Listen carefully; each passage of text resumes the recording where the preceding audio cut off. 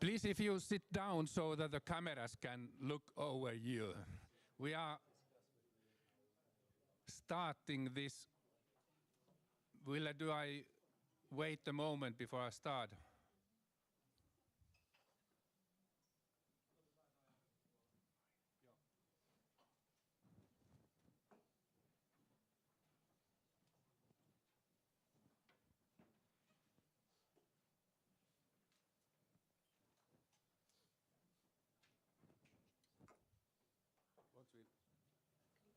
So, welcome to this expert support for rebuilding Ukraine. It's wonderful to see that we have full house here. And welcome also all you who are in the YouTube. You will hear and see almost all the thing. We have some pauses when we do group work here. And first, I would like to tell our Ukrainian delegation, we have 10 people from Ukraine. They came here already on Monday evening and Tuesday, and yesterday we were in Espoo and Aalto, had a day, and this program continues so that they will be then in Helsinki and Vantaa too. So thanks for coming. It was an enjoyable day yesterday. I hope you have strength to have this all 3 days in different places. So my name is Kari Mikkelä. I come from Urban Mill. I'm one of the organizers, and then we take Irina and Laila, our team, here. So they will tell a little bit about that, why they are here. So if you, Irina, start, tell you who you are and what have you done here in Metropolia. Hello, everyone. I hope the translation works. My name is Irina Tikka, and I work in Metropolitan University of Applied Sciences in Smart and Creative City Innovation Hub as RDI manager. And my role in this event has been participating in organizing team and planning the whole event. And of course, inviting our dearest guests from Ukraine. Thank you for being here today. And this has been organized together with Titan project. And I would like to read a couple of words by the project manager, Lars Miikki, who could unfortunately not be here today. So just give me a second. This initiative not only addresses immediate reconstruction needs, but also fosters new expertise, develops innovative business opportunities, and advances collaborative efforts within the network. By building capacity and creating impactful solutions, we aim to generate long-term benefits for everyone involved. So, seeing so many of you here today is truly meaningful, and it reflects our shared commitment to working together. Today is about connecting, networking, and getting inspired. Our goal is to lay the foundation for meaningful partnerships and strengthen cooperation. Thank you all. Yes. Okay, Laila. Yeah, it was beautiful said. My name is Laila Bröcker. I'm working in city of Vantaa, in Business Vantaa, and we have been part of this organization here, helping to collect people and contacting different businesses in Vantaa also. And we are happy to have here our friend from Borisvili, which is our sister city, so to say, and we are happy to plan more cooperation and projects with you. And we have here also Elina Värtö from City of Vantaa, who is coordinating this in Vantaa. Thank you, and so nice to meet you all.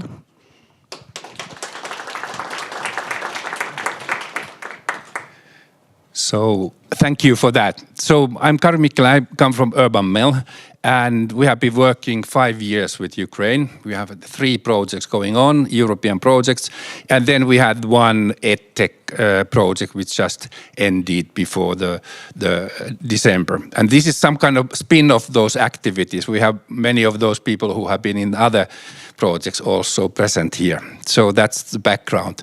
But now the president of the Metropolia couldn't attend today, but she put a message to us. So Will, if you can run Riitta's records.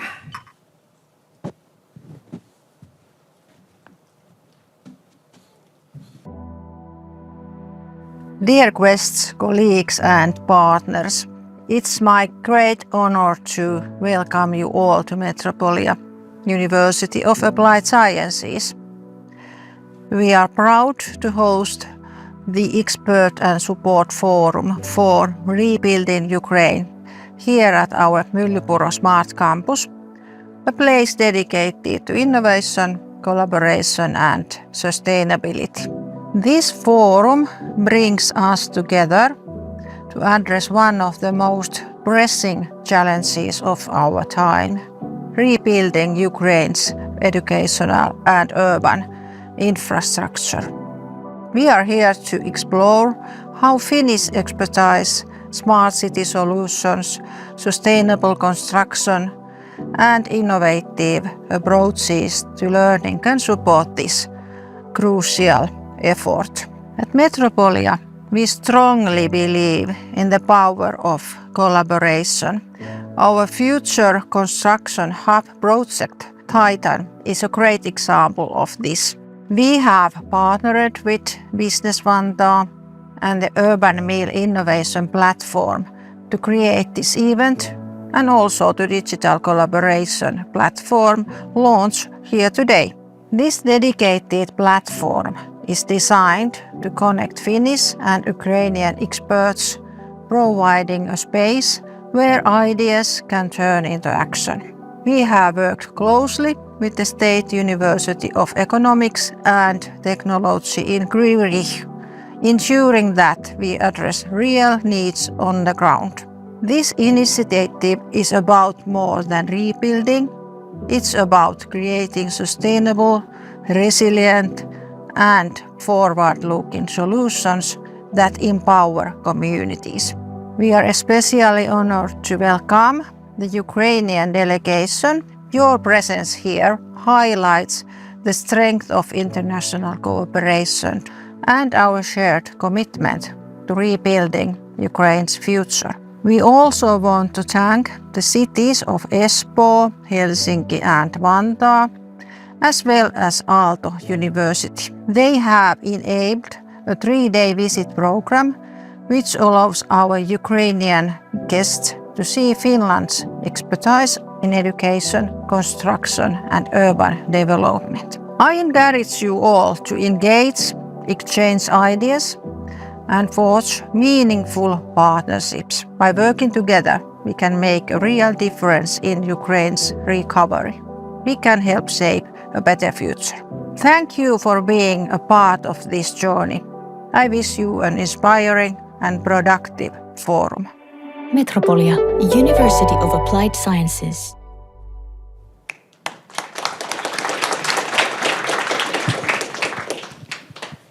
So thank you, Riitta.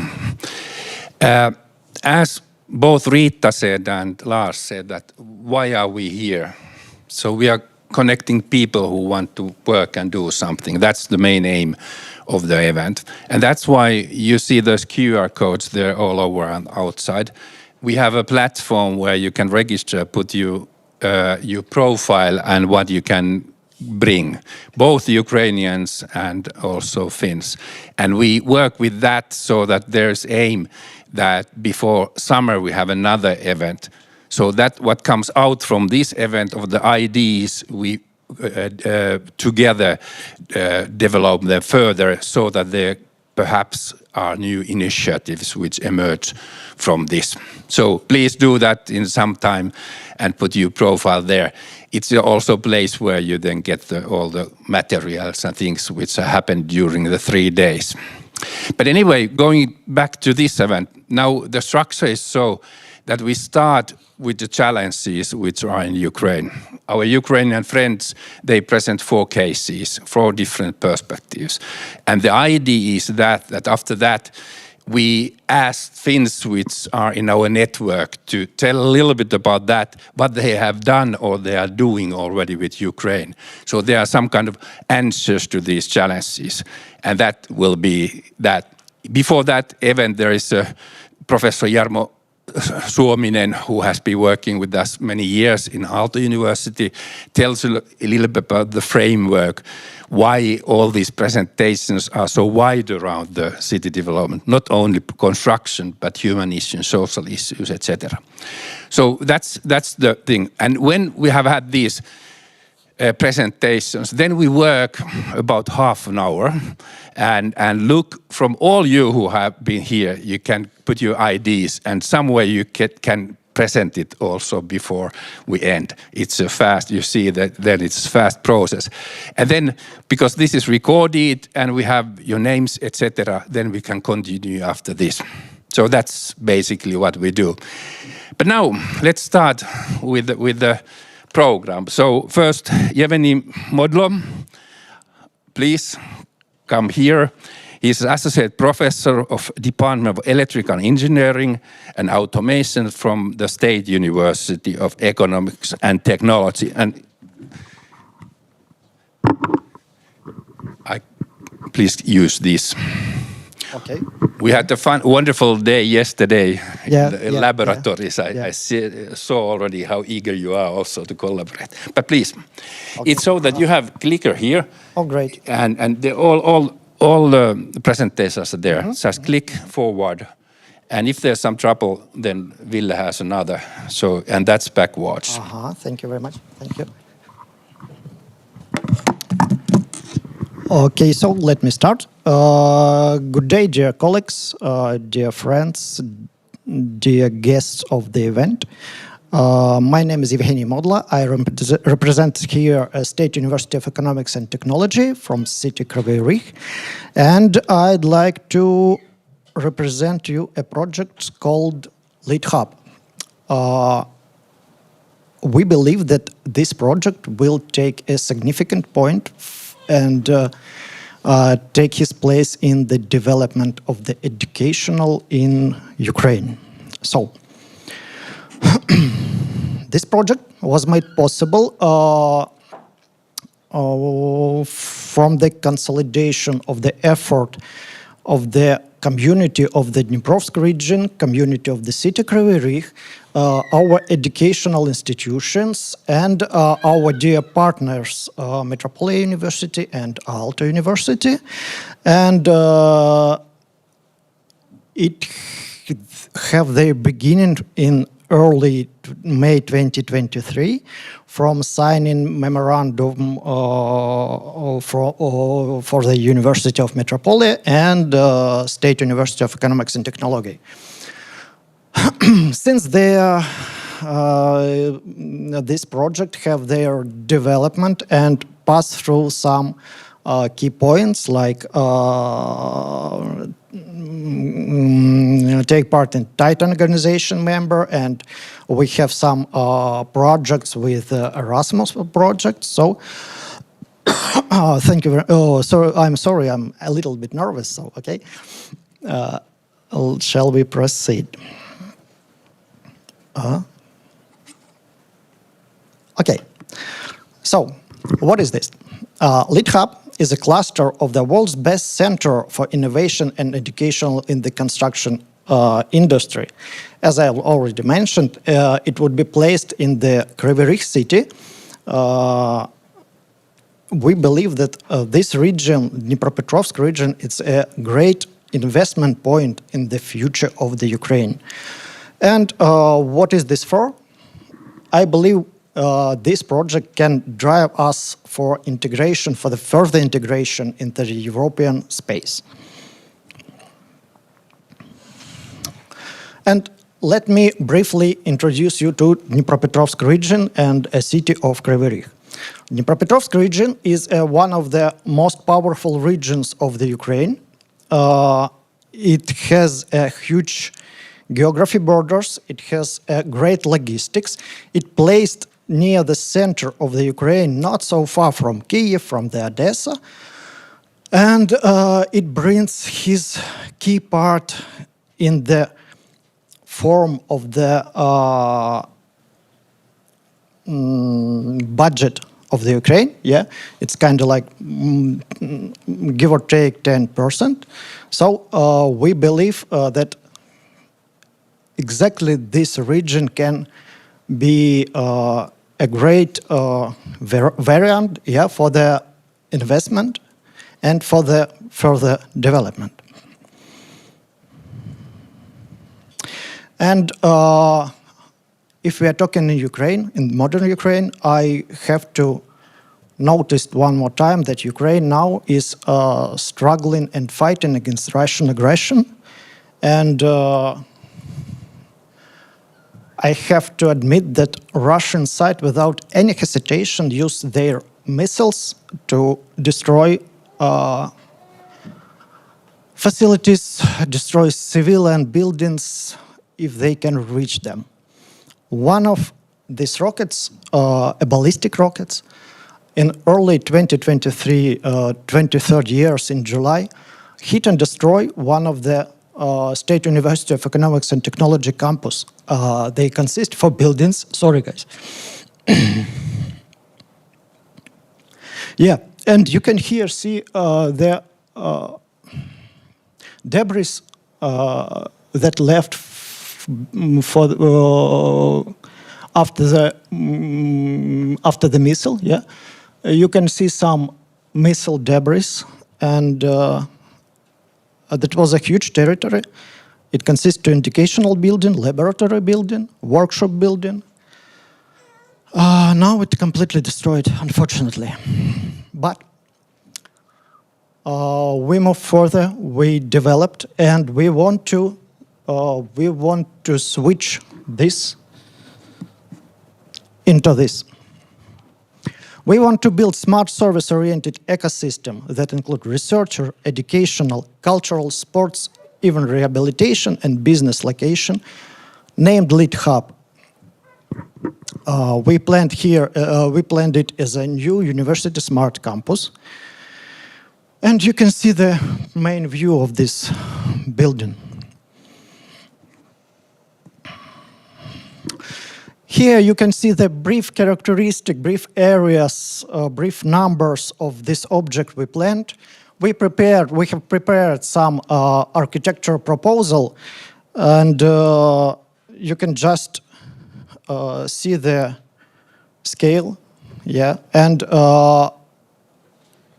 you can find at your table some copy of the presentation, yeah, and some demo material that feel free to learn it.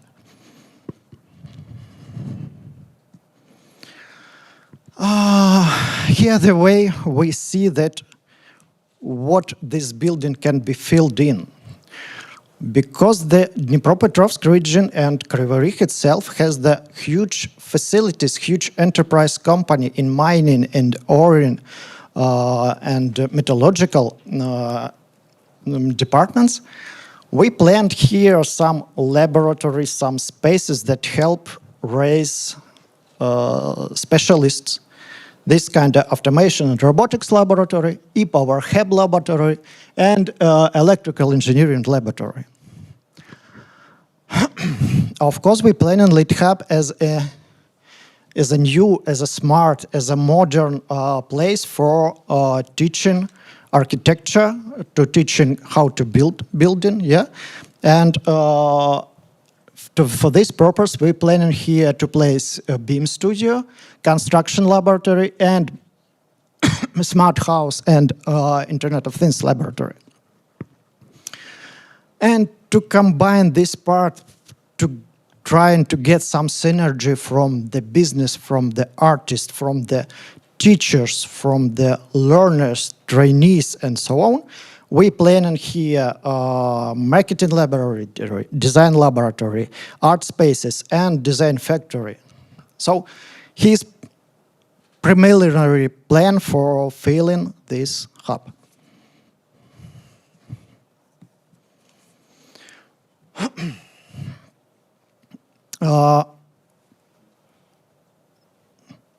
Some of these projects, some of these feelings I've mentioned earlier have just their preliminary first shapes. Some of them have their further development. One of them is BIM laboratory. we have a development of this laboratory because of efforts of the huge consortium around Metropolia, consisting of vocational educational companies, higher educational institutions, public organizations from 4 countries like Finland, Bulgaria, Italy, Germany, and Ukraine. And as a result of our efforts, we filled and applied a great project called BIMPACT, that aims to research and modernize BIM teaching, BIM study with their modern goals. So thank you very much one more time to having us in these projects. Thank you. Yeah.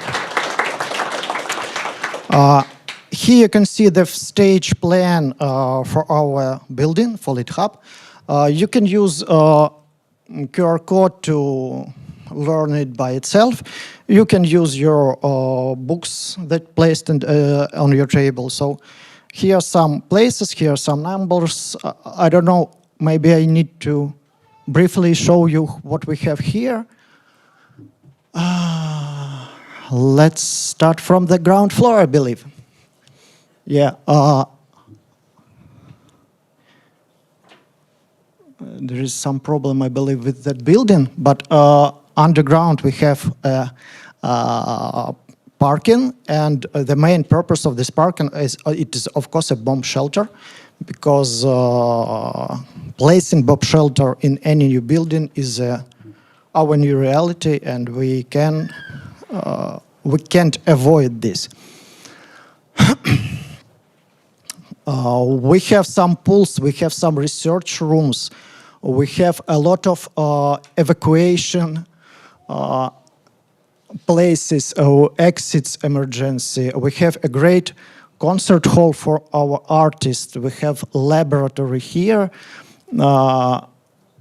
And we have here and authors of this project. So if you have some technician questions about it, maybe I can introduce you to our authors, our architects, and they can help you with the answers. Here are the milestones that our project already reached. This is milestone 1 and 2. The third project is now in the stage of the development, and the other key points still waiting for their development.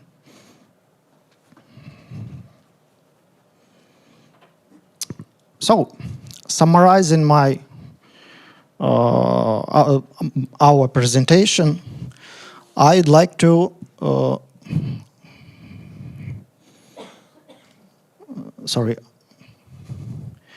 I'd like you to invite to take part in the reinventory of the Ukraine and build and bring some European institutions in the Eastern Europe. And I'd like to invite you to appeal the form of the consortium, appeal from the consortium to the governments and institutions to help us find fundings for further researches, for buildings, for demolish the debris, for bring us to the future. Thank you very much. Thank you, Thank you. Yevgeny. Thank you. I'm sure that we can organize something. It's easier than when we have something to touch with you. Yeah, thank you. Thank you. And let's go further. So the next speaker is Sergei Leshenko, and he is head of the Department of State Architectural and Construction Control of Boryspil City Council. And please have the there is that, and the clicker goes so there. If you can stay between these in the middle, it's easier for the video team. Так, доброго дня всім. Я буду разом з перекладачем Павлом, адже, на жаль, англійською володію дуже слабо. В першу чергу хочу подякувати нашим друзям міста Ванта, які є партнерами мого міста, яке я представляю. Я представляю місто Бориспіль, Київський регіон. Місто Бориспіль – це є повітряні ворота України, адже в нас розташований міжнародний аеропорт. So I'll be here with my translator because the English is not so good. But anyway, greetings everyone. Happy to be here. I represent Borispil, and I'm also happy that we have our friends from Vanta here, with whom we have great collaboration. And so Borispil is an airport city. It's a gateway to Ukraine. І дякую для всієї Фінляндії, які зараз стали для нас надійними партнерами і в такі скрутні часи підставили плече надійне друга і проявили свою сміливість, які допомагають нам не тільки гуманітарно, а й військовому напрямку. Дякуємо вам. And I also wish to extend my gratitude to the entire Finnish people for supporting Ukraine in these difficult times, for being such a good, solid friends who support us not only in the humanitarian sphere but also militarily. It's very precious. Thank you so much. Наше місто завдяки географічному положенню відносно подалі від фронту, але в нас є велика кількість внутрішньопереміщених осіб і велика кількість ветеранів, які потребують уже реабілітації внаслідок травм, завданих війною. Due to the geographical position, our city is far from the front line, but nevertheless we have a lot of internally displaced persons in our city, along with veterans who suffered from the war hostilities and need rehabilitation. І враховуючи сучасні виклики, в нашому місті найважливішим проєктом на сьогодні є збудувати реабілітаційний центр для наших ветеранів. And taking into account these modern challenges, the main project for our city currently is building a rehabilitation center for our veterans. На території нашого медичного містечка, центральної лікарні, ми вже запроєктували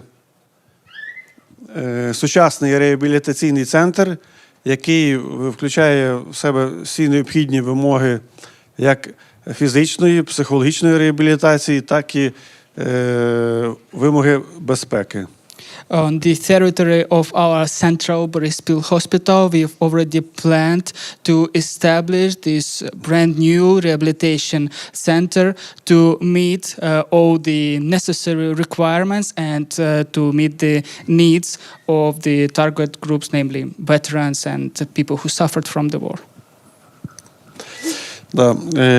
Центр буде служити реабілітаційною установою для ветеранів, для військових, а також для людей, які зазнали травми в результаті бойових дій. And so the center's mission is to serve as a rehabilitation point for veterans, military personnel, and other people who suffered from the war hostilities. Ветеранський центр, нам вже розроблено робочий проєкт, проведено експертизу,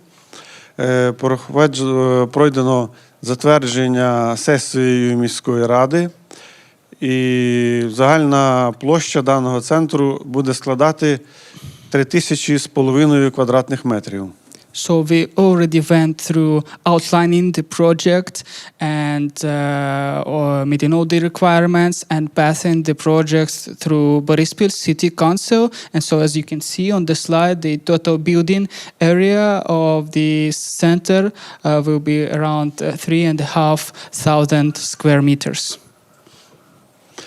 В даному центрі у нас передбачено трьохповерхову будівлю, із підземним поверхом, який на період військового стану буде слугувати укриттям. So we have envisaged a 3-floor building with a basement that, of course, in the times of war will serve as a bomb shelter.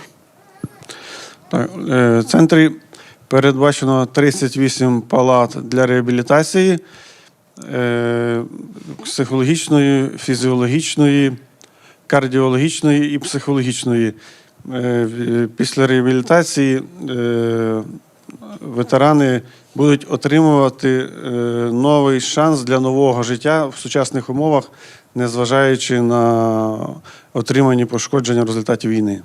So it is envisaged to have around 38 rooms for different kinds of rehabilitation, physical, psychological rehabilitation, and other to prepare veterans for post-war life. В сучасних умовах бюджет міста, на жаль, сам не в змозі спромогтися збудувати такий центр, тому ми зараз в пошуках партнерів для реалізації такого об'єкту. So in these times, unfortunately, the city isn't able to pay for the project by itself. So we are looking for investors, we are looking for partners who might help us with bringing this project into life. Адже загальна вартість будівництва центру з усім обладнанням, з всіма реабілітаційними установками і, кажуть, повністю все під ключ, сягає 6 мільйонів 400 тисяч євро, в той час, як міська рада спроможна профінансувати лише 20%. So 6.4 million euros is the overall cost of the project with all necessary equipment, with all building costs, and our city is able to cover only 20% of the cost. І ми розуміємо, що це проєкт важливий, серйозний і довготривалий. Вартість його реалізації ми розглядаємо орієнтовно 2 роки і готові розглянути різні варіанти співпраці, співробітництва із, можливо, центрами, які функціонують в Фінляндії, або компанії, які займаються реабілітацією, щоб спільними зусиллями реалізувати даний проєкт. So we realize that it is a very serious and long-term project, and we are ready to collaborate with anyone who might help us here in Finland. Maybe it is similar rehabilitation centers that are here, or companies that can provide solutions to help us build this project. And we envisage implementing this project, so building the entire center and placing all the equipment in 2 years. Дякую за увагу. Thank you so much for your attention. Так, у мене ще одна презентація. Якщо буде час, то... We have another presentation if we have time. Yes? Да, О. можете. Також на сьогодні ми працюємо надалі з ветеранами і з особами, які постраждали в результаті війни. Найменшим, що ми могли зробити, це ветеранський центр, ветеранський хаб, який ми спільно з бізнесом міста зробили ветеранський хаб, де ветеран може прийти, отримати консультацію, допомогу для оформлення учасника бойових дій або інших соціальних послуг. So as for today, we as a city, we are already working with veterans, helping them out in collaboration with businesses from our city. We have established a veteran hub where the veterans of the war might come and receive all kinds of services needed for them. Але крім хабу, де отримують ветерани послугу, виникла гостра потреба за запитом ветеранів створити їм спортивний центр.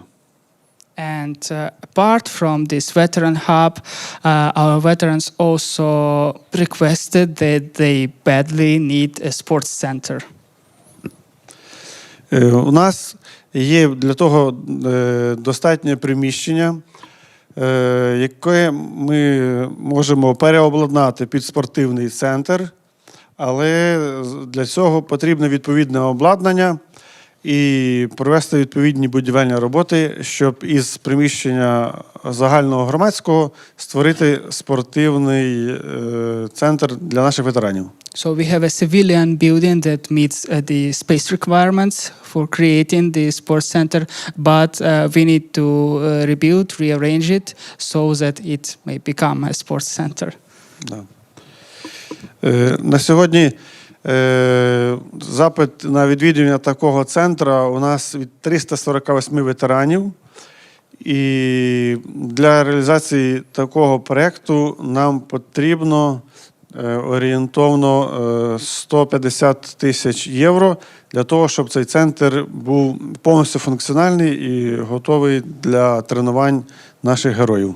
So as for today, we have 348 requests from our veterans to create such a center. And in order to do this, we need 150,000 euros for this center to become fully functional. Також готові співпрацювати з компаніями, які виготовляють спортивне обладнання або співпрацюють по напрямку гуманітарної підтримки саме ветеранських груп населення для того, щоб реалізувати даний проєкт. І дякуємо вам. So we are open to cooperate with any companies who deal with sports equipment or with humanitarian aid or work with veterans. So please do not hesitate if it's you to contact us, and thank you for your attention. Thank you. Thank you very much. Thank you, Sergei. I'm sure that something happens, as you yesterday see from Jyrki Härki about the Business Finland, the Finnish companies which work on that area. I think there will be something in the future. Thanks a lot. Now we go further. Now we have a first presentation. Stanislav Kutsenko comes from the... do you have him on the line? Stanislav was here 1 month ago with Sanna Lukander's team. We visited Educa then, but now today he can't be here. But please, Ville, bring Stanislav. Yeah. Hello to everyone. Do you hear me well? Yes, we hear. Yes, thank you so much for your so hospitable meeting last time when we visited Finland and Helsinki. Thank you to Metropolia for hosting us, and for sure we continue our cooperation and communication in order to make the connections between Ukraine and Finland stronger, especially in sphere of education. So I would like colleagues to help with presentation in order for us to discuss what are the urgent needs. Yes, so I am going to present all Ukrainian social project that is called Ukrainian Education Reboot, that is aiming to help education sector of Ukraine. Next slide, please. So we understand that we need to contribute to the transformation of Ukrainian education by restoring educational establishments, because as you know, a lot of them were destroyed. I had some fresh statistics. For example, in Kherson region, there were up to 73% of educational establishments destroyed. In Donetsk region, 86%. And as you know, a war is going on, and we need some more support in order to continue education process without any interruptions. Next slide, please. So here you can see the main regions where we are active now, because we will speak primarily today about southern regions of Ukraine, and you can see logos of administrations, because first of all, in frame of this project, we work with Odessa, Kherson and Mykolaiv regions, because we have the most support there now. And we plan to restore 50 more educational institutions. We want to arrange bomb shelters there and to reconstruct them. And we see that our experience that we have for now, and I will explain it later, can be shared with 7 more regions.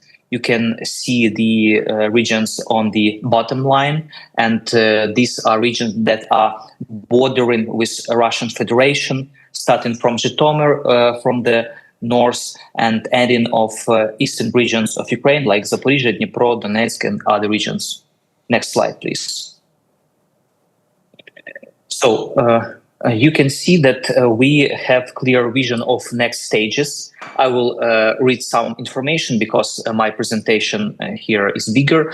So on stage 2, we want to implement some innovative ideas like artificial intelligence-based learning, virtual reality, augmented reality, and the technology of flipped classroom. It means that we don't want only to restore buildings, but we want to give them new senses. I have heard to the presentation of Kryvyi Rih University, and I have heard the same ideas there, because we cannot talk only about some physical buildings, but we need to talk about spaces which will be like digital friendly to students, to teachers, and to people who are going to use them. For sure, we will give all permissions to the programs that they will operate. That will operate there. I mean, permissions from Ministry of Education and Science of Ukraine, because I represent here the state institution, Ukrainian Institute of Education Development of Ministry of Education and Science of Ukraine. So we see this third stage. Youth and professional exchanges. And for sure, we rely here on our partners from European Union and from Finland as well, in order to further exchange of educational experience and innovations between our countries. We calculated estimated budget. It will be like $160 million for that 50 institutions. And as I told you, some of the buildings need to have total reconstruction. That's why the sums are so high. And we understand that if we finish with this stage, we need to think about western regions of Ukraine, because, as you know, we have a lot of people who moved to European countries, to Finland as well, but also they are internally displaced people, and they moved to western regions like Khmelnytsky, like Lviv, Rivne, and more others. And they need to continue their everyday life there, including education for them and for their children. Please, next slide. Here you can see visually information about regions that I have mentioned. And in that 10 regions, more than 3 million young people live currently, and we need to think about them and help them. Next slide. So here you can see experience that Ministry of Education have together with our implementing partner, Association of Innovative and Digital Education. Representatives of that organization also visited Finland in January 2025, and they also had sent greetings to all our colleagues. You can see that in 2022, 12 communities participated in restoration in Khmelnytsky region, and you see the amounts that were allocated. In 2023, Foundation of Friends helped us also in Khmelnytsky region. In 2024, Italian organization Help Code helped us with support of Italian government, and they worked in Mykolaiv and also in Dnipro region. And for sure, the biggest partner was and is UNICEF, which helped with 33 communities in 3 southern regions of Ukraine, and they helped to restore their more than 50 digital learning centers that are now like substitution of educational establishments, because there are no possibilities to rebuild real schools, and they allocated some bigger amount of money, more than $3 million. Next slide, please. Here you can see our implementers of the project, Ministry of Education, our institution, Ukrainian Institute of Education Development, and our partner NGO that is called Association of Innovative and Digital Education. And our last slide, please. These are just the list of partners that have already helped Ukraine and Ministry of Education. And for sure, I believe this, that we are going to have here more and more partners from Finland. But I am thankful to the Fun Academy and the campus and Metropolia University that already helped us, and we hope for further cooperation with you and other partners in Finland. Thank you.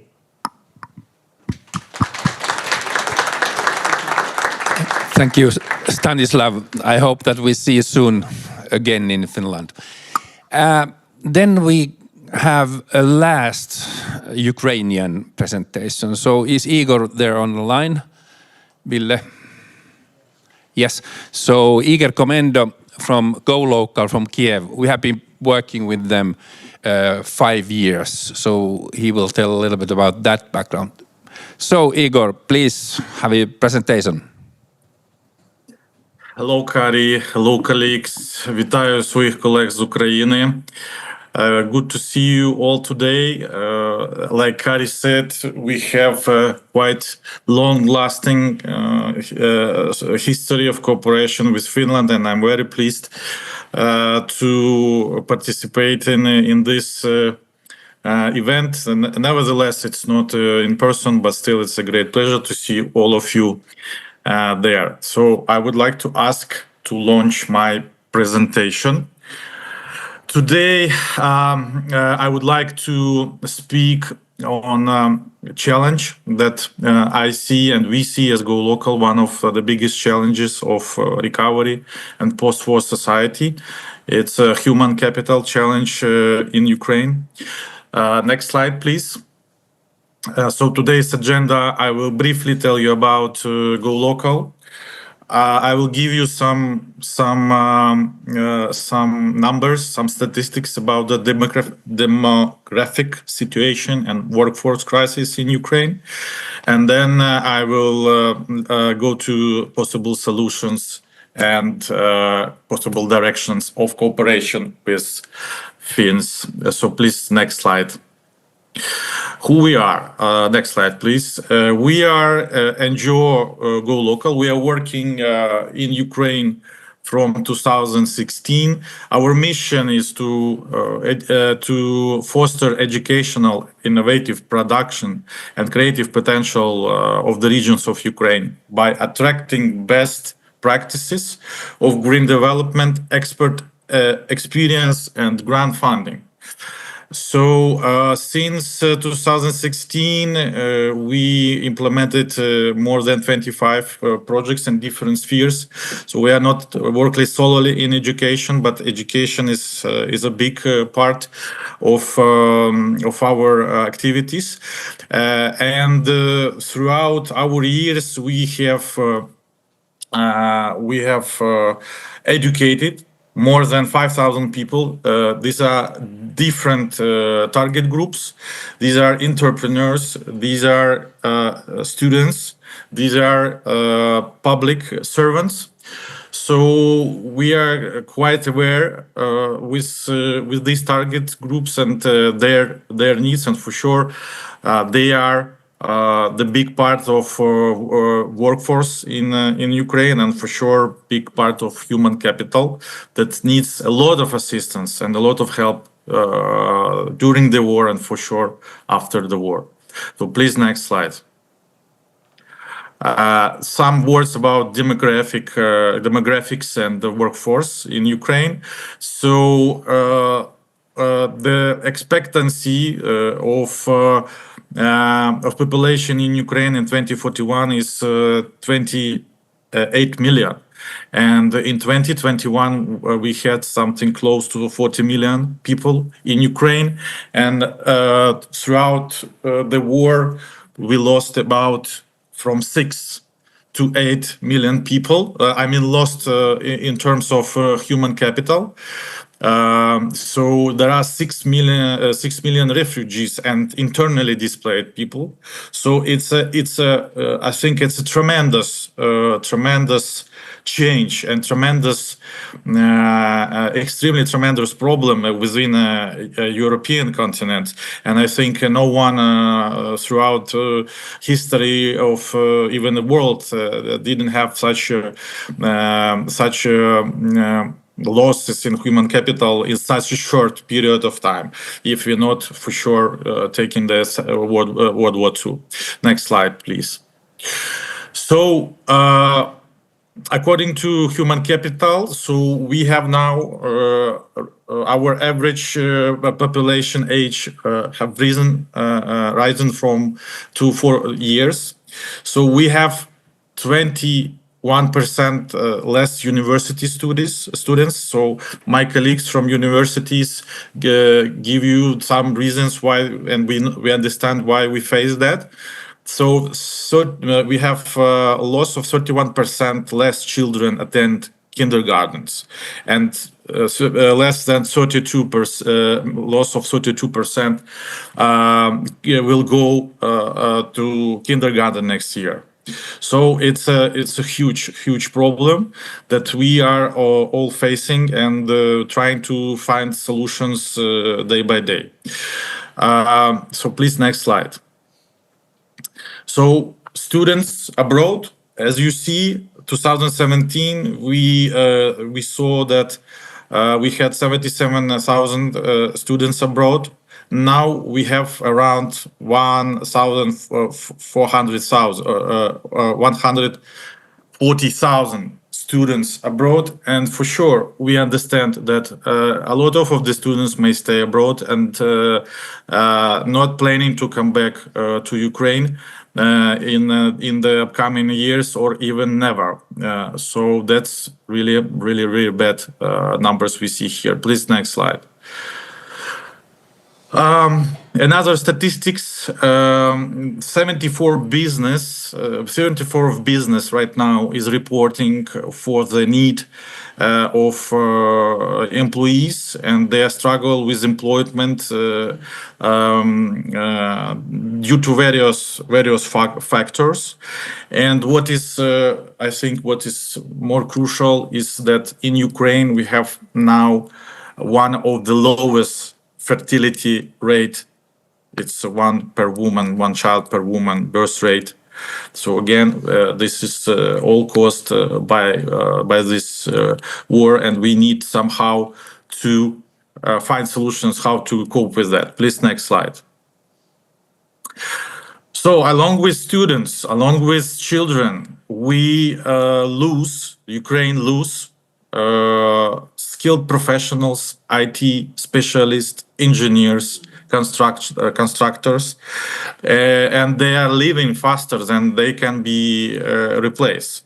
So without interventions right now, with the help of our partners, we won't fulfill this gap fast, even with a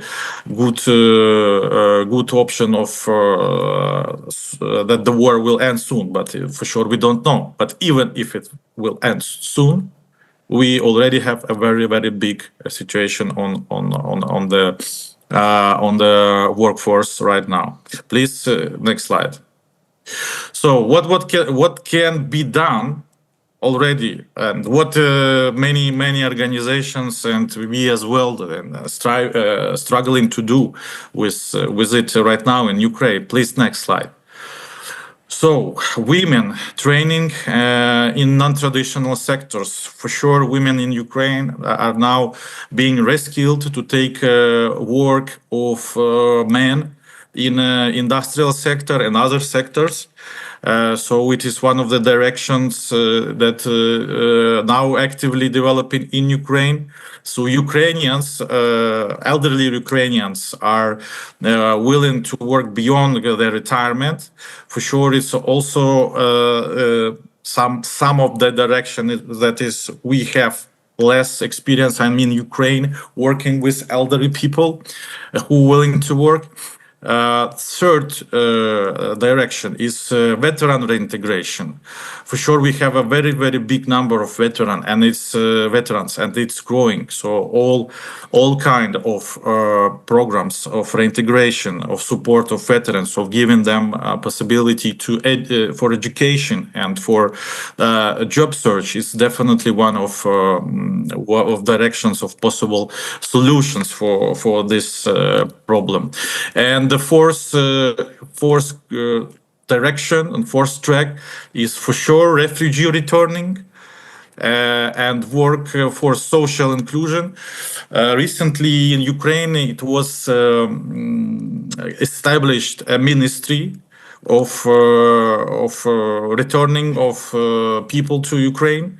So for sure, it's a new activity for Ukraine, and so we don't have much experience in that, and we will see how it will work, and for sure propose our Finnish colleagues to also join these kind of activities.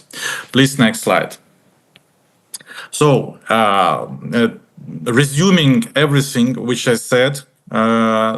I want to go to the possible directions of cooperations and where we need to our mind Finnish support. Please, next slide.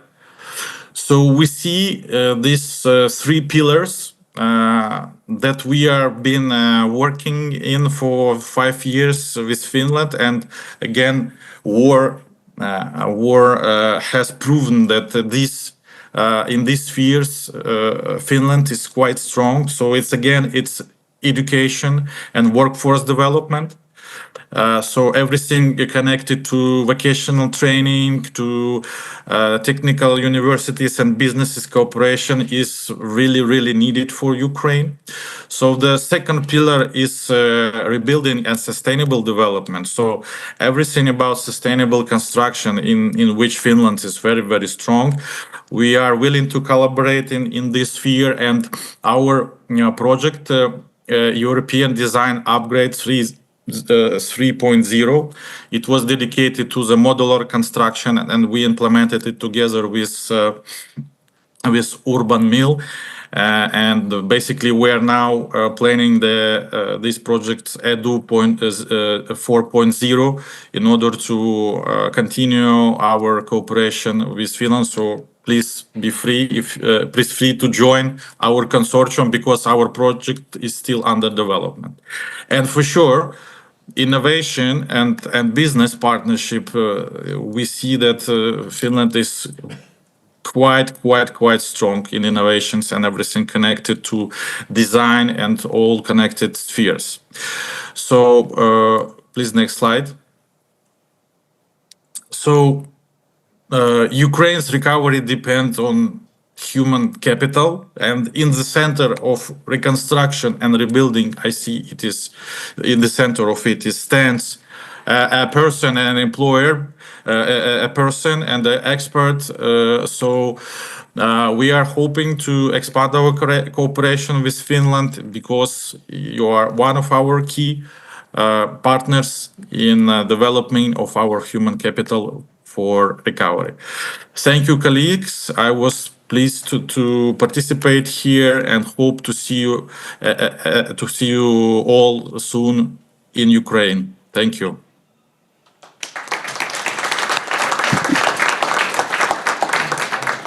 Thank you, Igor. Once again, I hope to see you back in Finland soon. But let's give a big hand to all these Ukrainian presentations once again. So thanks.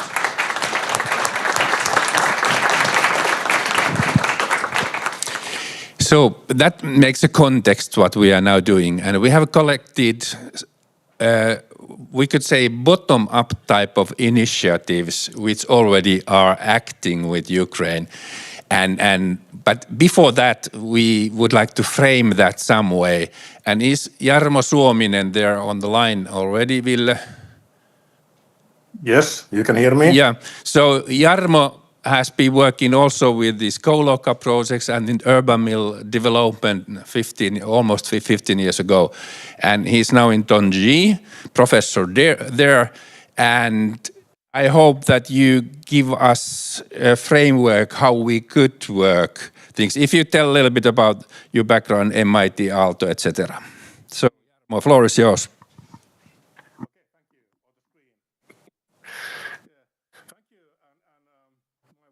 To all of you there, my colleagues from Ukraine, friends and people there.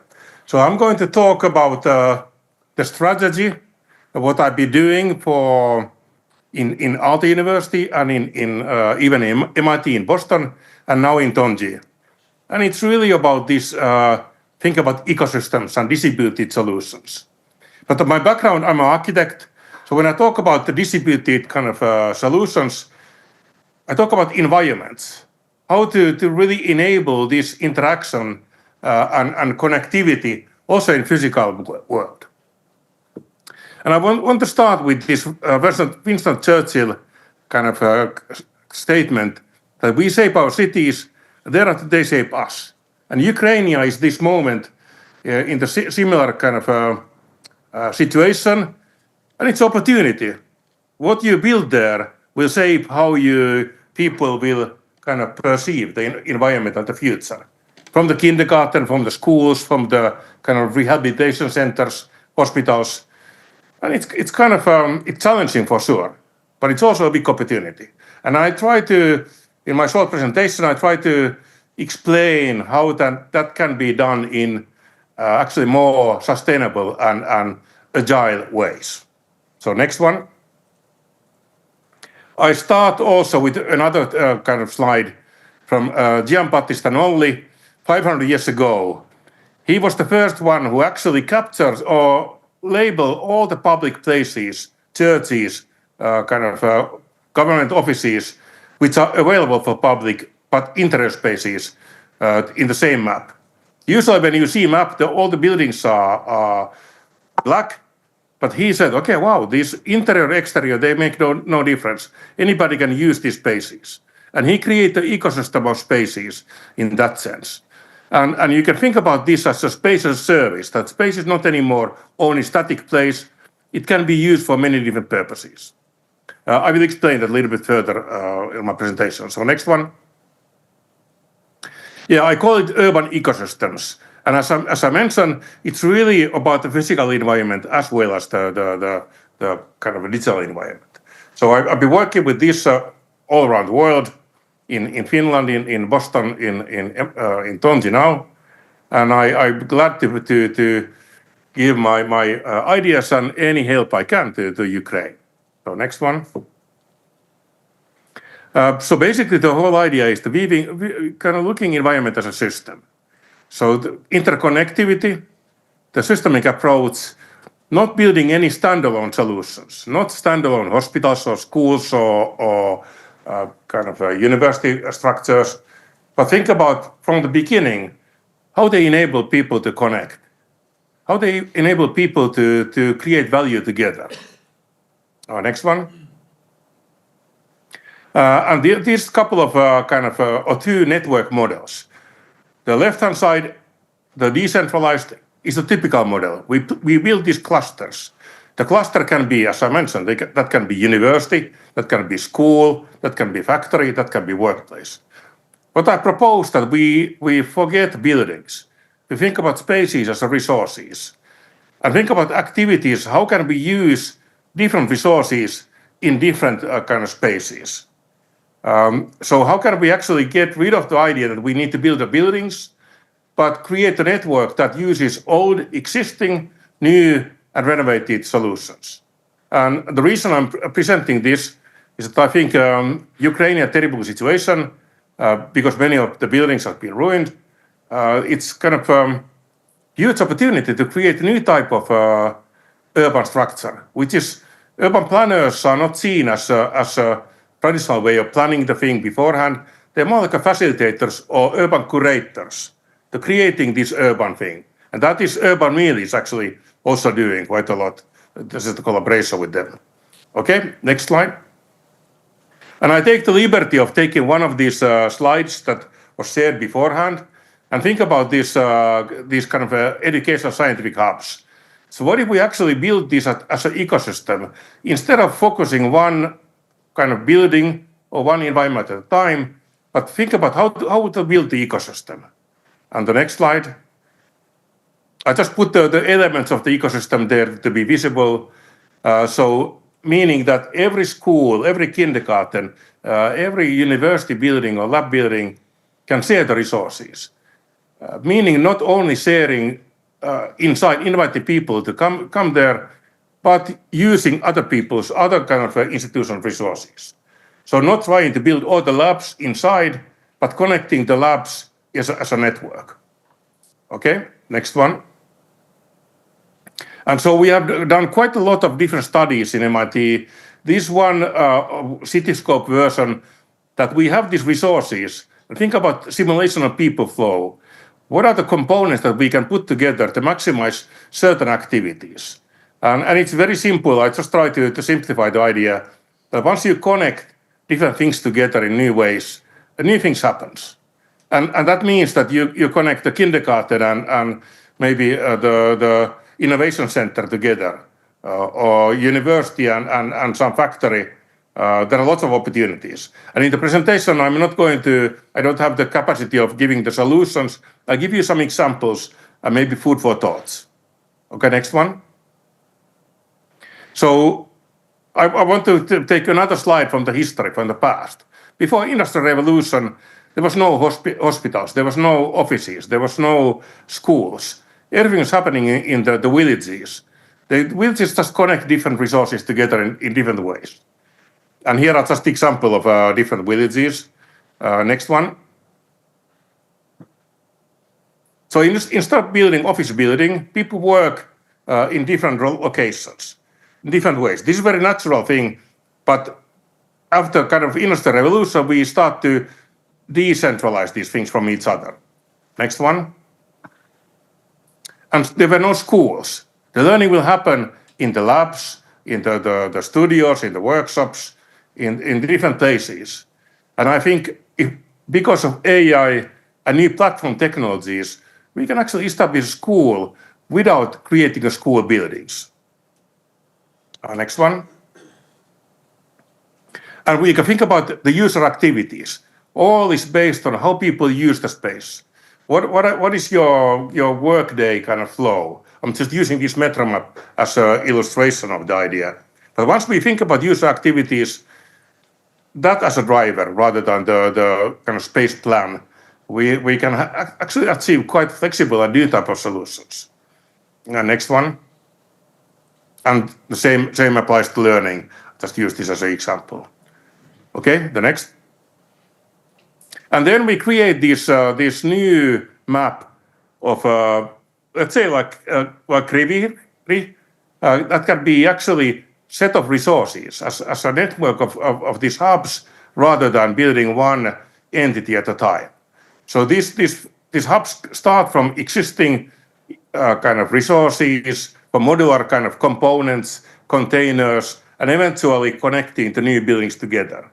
But think about all these things as a one kind of pool of resource. Okay, next one.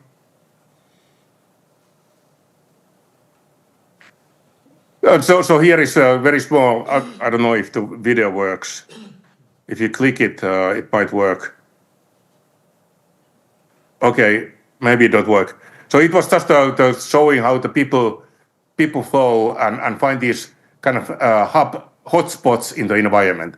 This was a study from San Francisco that we did, but that's okay. So let's go to the next one, which is actually the idea. Think about this acupuncture, that we need to find what and where and when. So it's more important to focus on exact kind of locations. Even think about this old idea of real estate, location, location, location. But in the country of war, location means different things. And rebuilding the Ukraine, the locations have different kind of relations than before.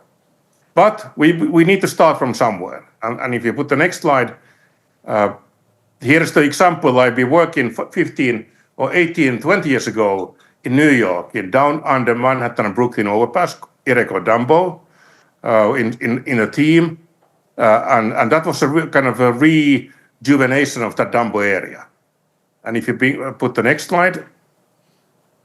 So we identified the left-hand side, one parking lot, which was clearly kind of misused, but in the very strategic point of the area. And it was painted green. Very stupid and naive solution. We just say that, okay, we paint it green and put some flowers into it, but that's an indication that something is going to happen. We're not going to wait 1 or 10 years that we have the money. We just saw immediately. And what was the outcome? If you put the next slide. Outcome is that this parking lot start to actually be more active all the time, because the local bar owners, they know that, okay, wow, there's going to be park, we can invest to our bar, we can invest to restaurant.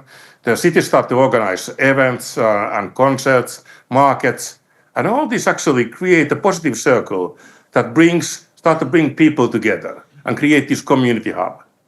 And even though this might feel naive, I wanted to show that it starts from the green paint. But it's important to communicate that, okay, this is one of these hubs that we want to do.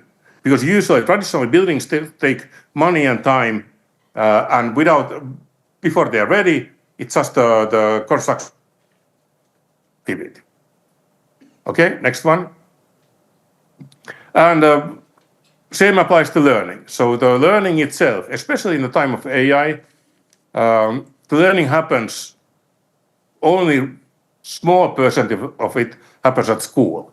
It happens around it, in the community, in the libraries, in the different labs. So why do we want to build schools that are like prisons, that actually capture people inside? And here's the practical example that I've been doing with Aalto University. If we put the next slide. So first of all, this is normal school. I mean, any school, almost wherever in the world. I call it as a product. So you pack all these resources inside one building, beautiful or not, I don't care. In this the point is that we try to collect all the things, canteens and physics labs and different lecture rooms and things inside one building. Okay, but that requires investment. And what I want to, okay, you can put the next one.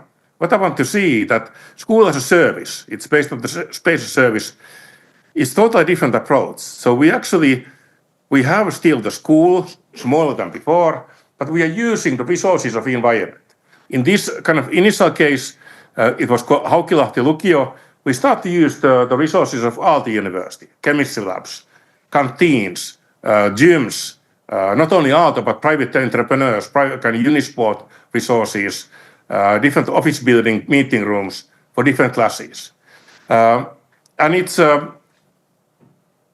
it was enabled by this modern technology, this platform technology, that we can actually, in a very flexible way, use the environment rather than build it in new ways.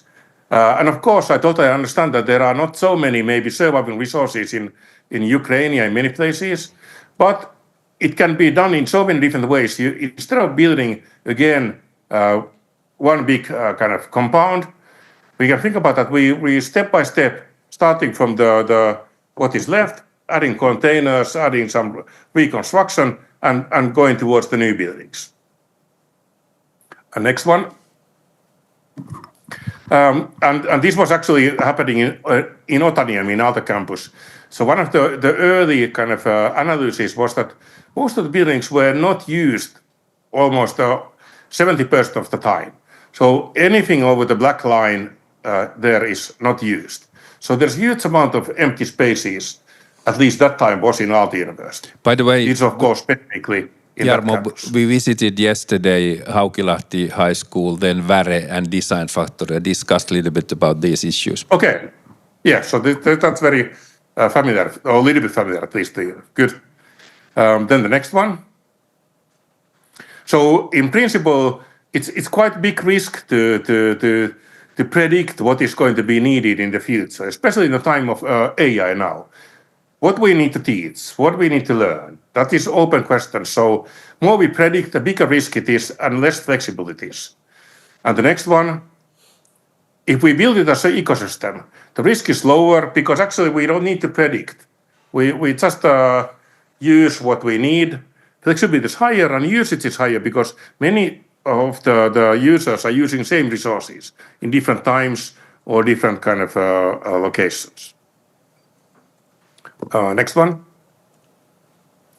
And in Otaniemi case, there were lots of spaces, as I mentioned, around it.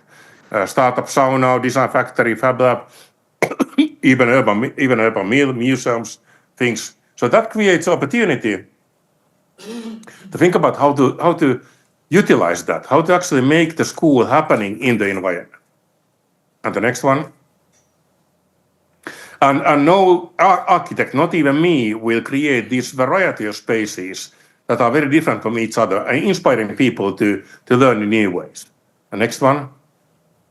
These are just examples that once you create the ecosystem, you achieve much more diversity than any single building. The next one. And the learning can happen with the colleagues, with the peers, by teachers, by university professors, by companies. It's more like a real life experience in that way. Next one. And in practice, this is just an example of what we did to make it very practical, that this was the school that they moved, Haukilahti school moved to this smaller place in Aalto campus. The next one. And the place that they moved, that you visit, is the right-hand side image, is less than double of the size of the original school, and it has 2 times more students. Because we didn't need to build this gym or labs or canteens, they all exist around that. And they can increase the amount of students because it's just actually they ended up to rent more kind of normal space. All the special expert spaces are managed by others. Okay, next one. And then you can think about these physical distances.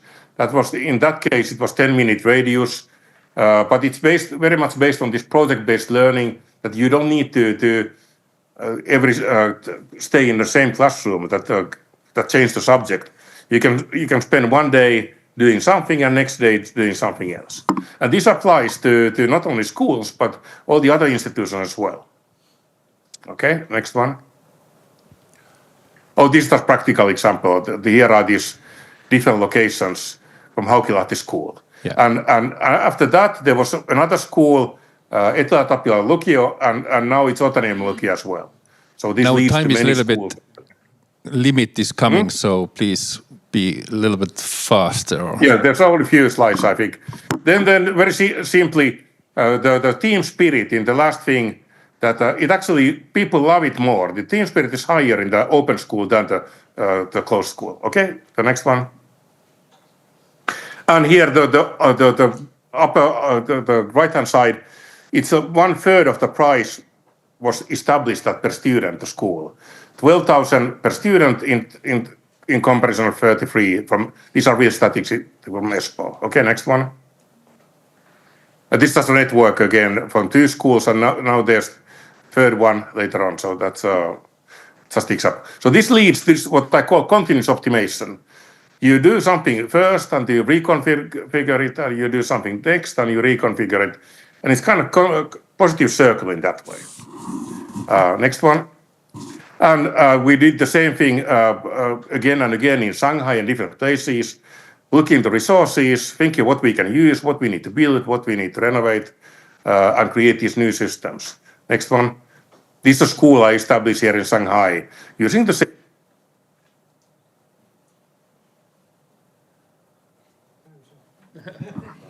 Time's up. Can you recover it, Ville? He came back. Yeah. Your VPN is not working. So. Okay. Yeah. So and this is the basic idea simplified. That we have different resources. This can be hospital. This can be office. This can be school. This can be whatever. And think about these. All these different resources don't need to be in one place. They don't need to be operated by one entity, one organization. It's all about facilitation and creating a kind of access to different resources. And that is what I call this urban ecosystem. And I can call it this an ecosystem learning. And this is important. My first slide was that city will shape us. So what kind of cities that we can build, what kind of environments we build. So to think about the belonging, that we belong to something, becoming, that we become to something else together. The meaningful experiences and doing something as a kind of rejuvenation, as a rehabilitation also. So very, very fast, I will just say that, okay, sense of belonging is one key point that we learn together. And next slide, becoming, that we become something else together. Next. And sense of meaning, that we do meaningful things together.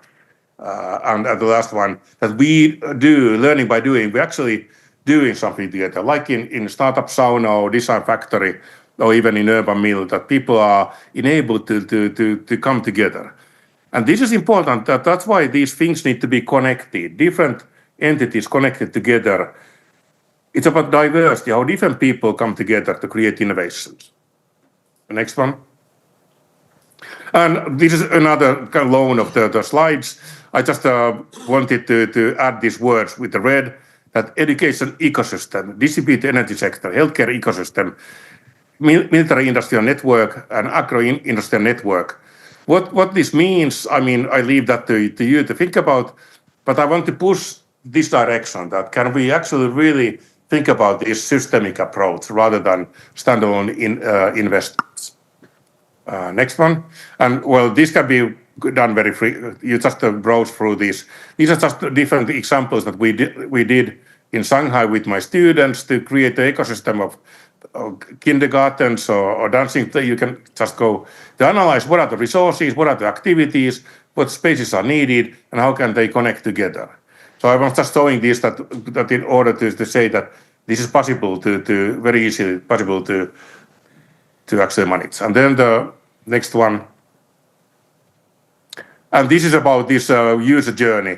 This kind of service kind of blueprint, but once you include the spaces as well there, not only products, you can actually create the whole environments with the service blueprint. And okay, just continue very briefly. So the last slides, maybe next one. So the last slides are, first of all, in MIT, we built these models of places to illustrate about the usage, the patterns, the ownership, the people flow. These are just illustrations, you can go through them. But showing that we try to use the same model with projections that analyze how the environment is used. And this enables us to really find the connections between different activities. And this was the same thing that we did in Aalto campus, where you went. And then it leads to this, actually even a startup and a company, that we create this service platform that people can bring their resources there, and the user can use the platform in order to access the resources. So next one. So we create the management tools, planning tools, and user tools. I was just showing the example that this requires these management ways. That can be Ukrainian innovation to think about how this ecosystem can be managed. This is just the way that we did it.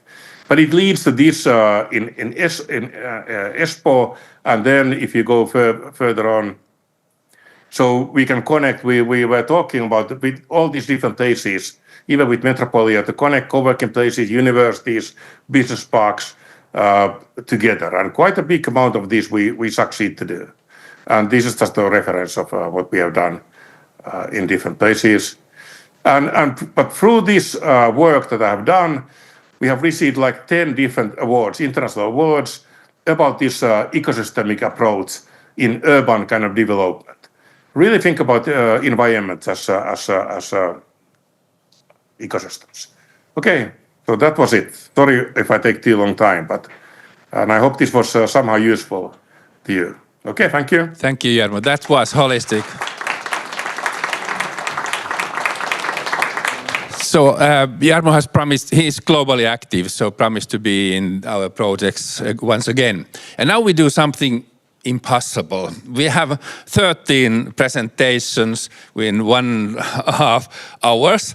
So what actually Jarmo described there, that there are resources all over. And these are Finnish cases where people already do something and can share something, and these all can some way connected also. So Paula, if you start, it's 5 minutes time and for the next. So do you have this? I think I'll hold it in my hand. Yeah. Okay, very good. Happy to be here. I'm going to start with kind of the basics. So the first thing that you need in education is to learn to read. Is this the one I'm pressing to go forward? Yeah. Yes, very good. Okay. And I'm representing a company called the other way. Yes, this way. Called Grafogame. We are a Finnish solution. Every single Finnish child, or almost every single Finnish child, has learned to read with a game that you can download on your mobile phone. It's called Ekapeli in Finland, and our international name for it is Grafogame. We have been selected by UNESCO as the world's best solution to learn to read. It's also the most researched one, so it comes out of Jyväskylä University in Finland, but we work with a huge network of universities all around the world. The English version that we are now offering to Ukraine, it has been developed by the University of Cambridge. 17 different language versions, and we've shown that it's as efficient to learn to read with this as it is to do in school. We have over 300 academic publications, done about 20 PhDs, so really shown that the methodology works. These are some of the universities that we have worked with, where the US version that we have is done with the University of Yale, and we're also #1 reading solution in Norway, so children in Oslo area at the moment are using this way to learn to read. We are looking at the moment for a partner to do a Ukrainian version of the language. How we do it, we always work with the local university who has the best linguistics, who has the best neuroscientists, and then develop the language version for it. And my final slide, because I thought I'd be quicker than 5 minutes, is that we, on Friendship Day, Valentine's Day, we decided that we want to support Ukraine, and we have given away this app, the English version, for free. So if you're inside the borders of Ukraine, you can go to your store, either App Store or Google Play, and download the game, and you can help your children to learn to read in English. Thank you. Thank you. That was fast. And the next one, Sanna Lukander. By the way, your both logos were there in Jarmo's presentation, if you didn't catch them.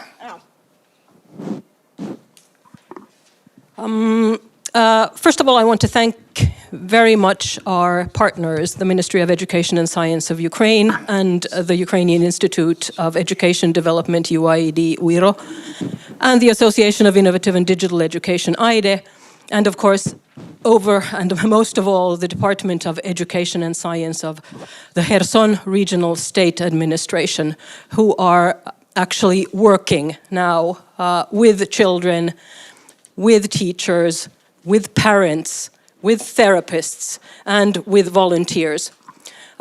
We mainly work with upskilling of teachers, and we work with teachers in early childhood education. And of course, that normally happens in a building, in a location. So we have a training center for adults, and then we have model classrooms for children. But we were working with our Ukrainian partners, and their needs were, of course, different. We were on a phone call, and during this phone call, I heard of one kindergarten that had just been destroyed. And then, of course, the question was, could we help rebuild a kindergarten instead of that one kindergarten that was destroyed? But of course, that wouldn't have helped much, and it also was not possible, because you can't build a new school or a new kindergarten if you don't have a shelter also built into that facility. So then the idea came that what if we put that kindergarten on a bus, we put it on wheels so that the kindergarten could go to a shelter. And that's how this project then came to life. And we got 34 Finnish companies to pitch in somehow, to give something of theirs, to do something, to create this teacher training center kindergarten vehicle that was then presented to the city of Kherson, and now the bus is there doing its tours and rounds. What we need is for these children to feel a sense of normalcy, to have hope, trust in their future, and of course, as happy a childhood, at least moments of happy childhood. And what the children in Ukraine are asking for is some smiles. They do not see enough smiles.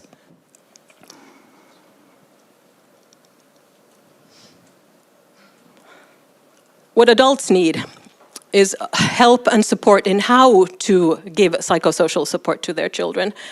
We don't know. We don't know how we can help a child unless someone helps us to help the children.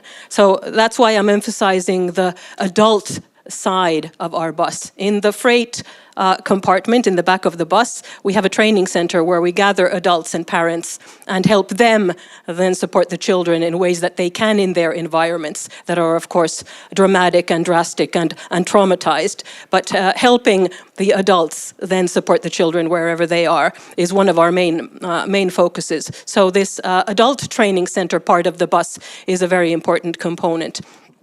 But then the actual kindergarten side of this is what does give the happiness to the children. The children in Ukraine say that this is a miracle bus, and they say that this is a fairy tale wagon. And then children have said that this brings happiness, or the word might be joy. This bus brings joy. And I think that's the most important part from the perspective of the child. They feel that they see something. They see something that is theirs, that is specifically designed for a child, and they can feel that. And when this bus comes and the children can play inside the bus and outside the bus, what we have in the luggage compartments of the bus are physical activity materials like floorball and cornhole and hobby horsing and all kinds of products that help the children also have physical activity with teams, with groups, with parents, with other children outside of the vehicle. So thank you so much, and I don't know, strength to the teachers, volunteers, therapists of the city of Kherson who are now driving this bus. So the bus is a repurposed location that then comes to the actual location where the children are, hoping to be able to scale this project to also other regions, and looking with the city of Vantaa at Boryspil right now with this group of students who are designing the next versions of this vehicle. Thank you so much for your attention, and Slava Ukraini. Thanks, Sanna. And if somebody in Finland also is interested to help, so please contact Sanna. But then we go to Erika. You saw her already yesterday. He tells a little bit about the Espoo school activities. Okay, here we go. I have my cheat sheet with me because I'm used to talk a bit younger audiences than this. So my name is Erika Ripatti, and I work as a history and social studies teacher in Espoo, in the Lyceum, or the upper secondary school of Otaniemi. We are the largest high school or upper secondary school in Espoo, and the second largest in the metropolitan area. We have approximately 1,200 students between the ages of 15 to 19. And then we have approximately 90 members of staff and teachers.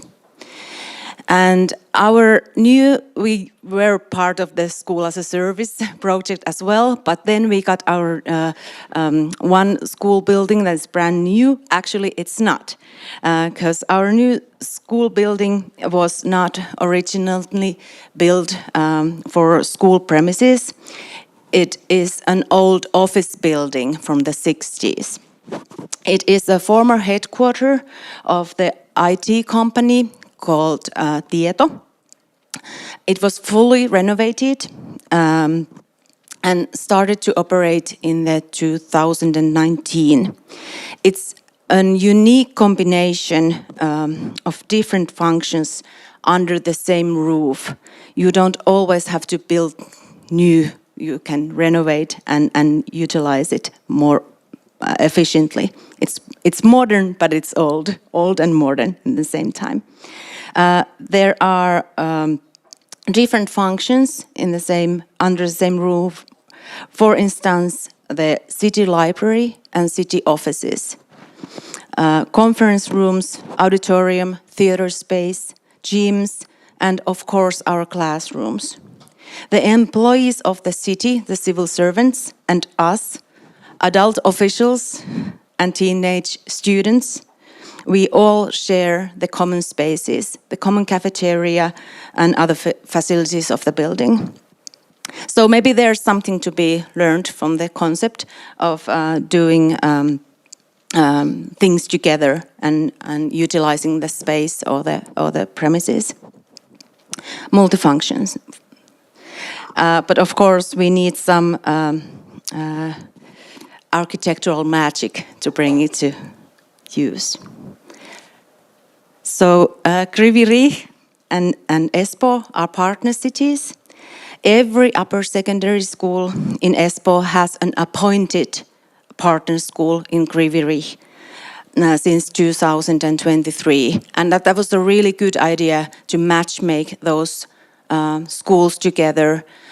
It was a convenient way to start the cooperation. So we are really grateful for that. Our partner school is called Impulse. It's the Lyceum number 35.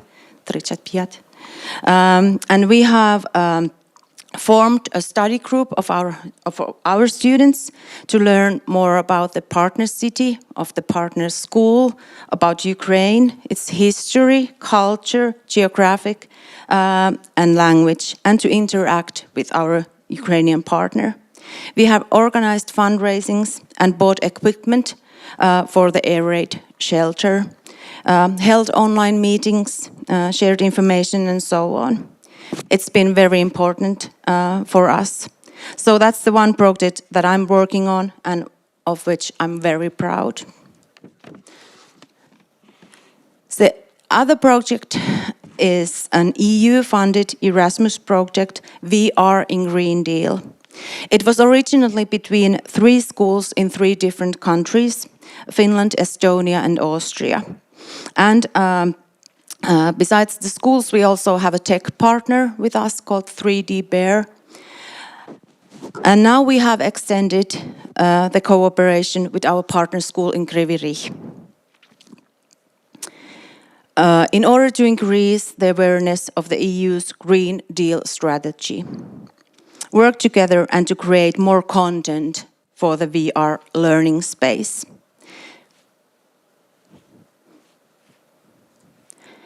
The idea is to take 3D photos of different locations and create VR learning environment and add immersive tasks for the students to engage in. You can, for instance, visit a power plant or a recycling center and find more about energy policy themes and stuff like that. There are also 360 learning environments and tasks on circular economy and sustainable building solutions.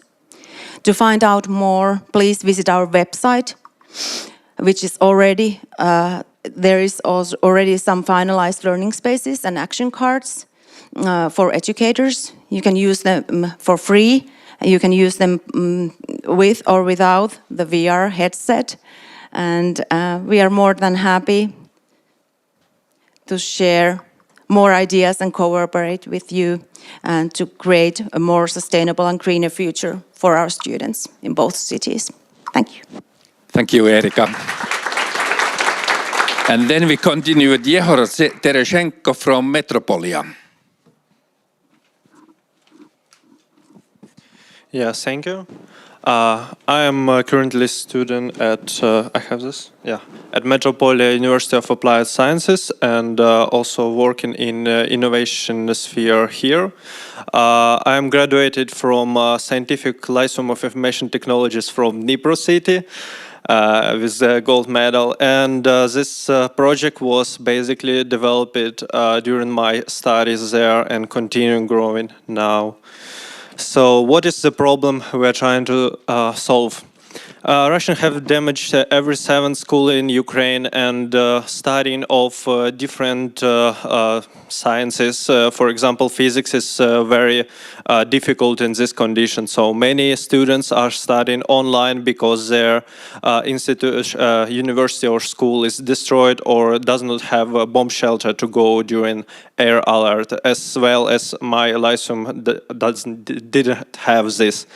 And yeah, so basically we also studied during difficult times like with blackout, when you don't have access to electricity, and with air alert, for example, the image when I study physics and my Lyceum, it was very difficult because of these conditions.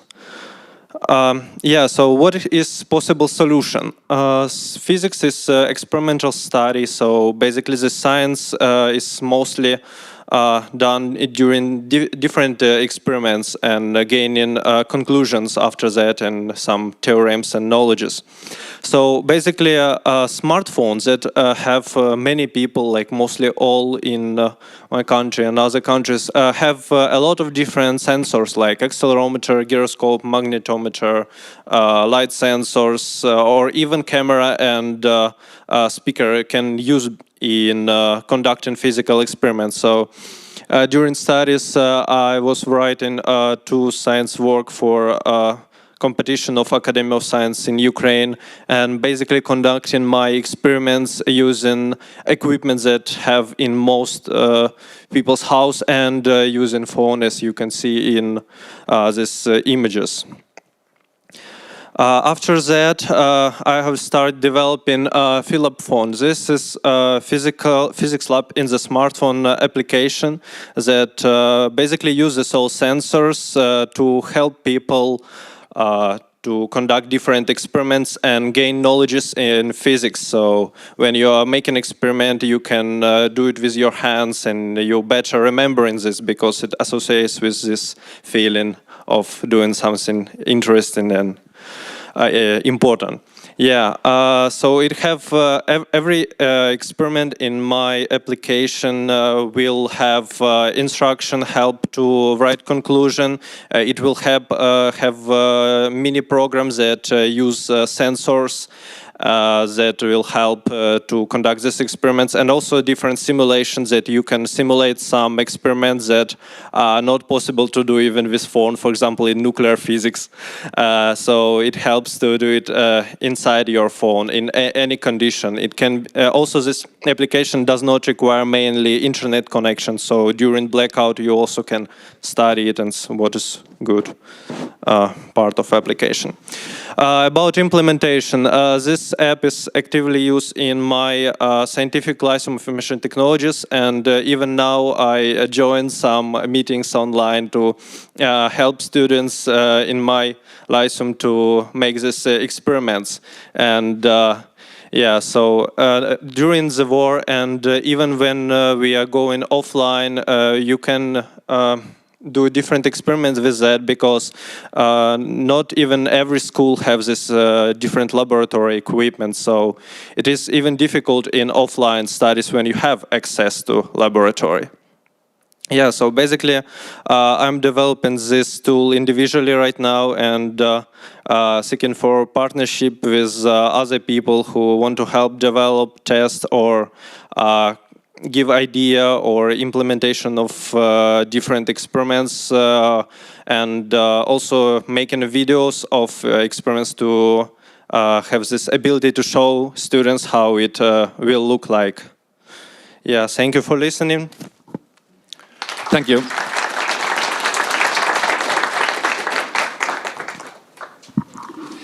And then we take a distance presentation. I see Kari there already, so go on. He is a Finn, but he works for European Commissions, but does voluntary work too.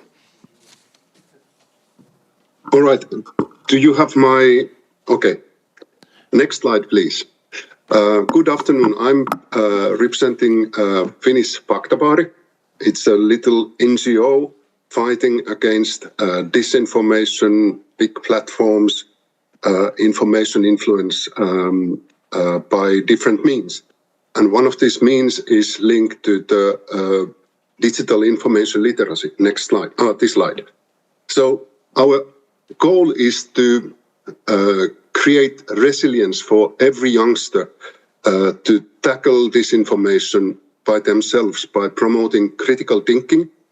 We want to equip young people with the capacity to evaluate online content, including the AI-generated material. We also work a lot to demystify recommendation algorithms, showing how they are influencing search results and recommendations. And we want to play safe, and we promote also data privacy and online safety. And we try to share this information with young people. Next slide, please. Last summer, I had a pleasure to participate in the online media literacy conference with the Ukrainian colleagues. And very importantly, this is seen as an important issue in Ukraine. Mr. Shevcheno, sorry for the pronunciation, stated that Ukraine treats media literacy as a security issue, not only an education effort. It's part of the information security agenda. Disinformation spreads over the borders by social media platforms, by TikTok, by any kind of applications, and it's really difficult to tackle it. We have to have a kind of lot of action together with the teachers, with the libraries, with the media and literacy people. Next slide. So what we do in Faktabari Edu, we have created guides for example, digital information literacy, and we have recently published the AI guide for teachers. We don't have an Ukrainian version, but we have several language versions.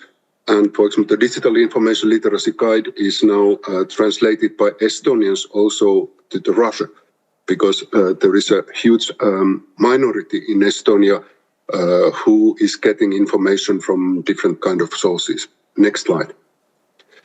We create YouTube videos. We have lots of them. We have been thinking that if there is an interest, we could provide them Ukrainian subtitles. But at this moment, most of them are in Finnish, some of in English, and with the subtitling possibilities. Next slide. What is really our main mission during the last 12 months is to warn people about the deep fakes, voice fakes, photo fakes, because the propaganda and disinformation visually is quite effective.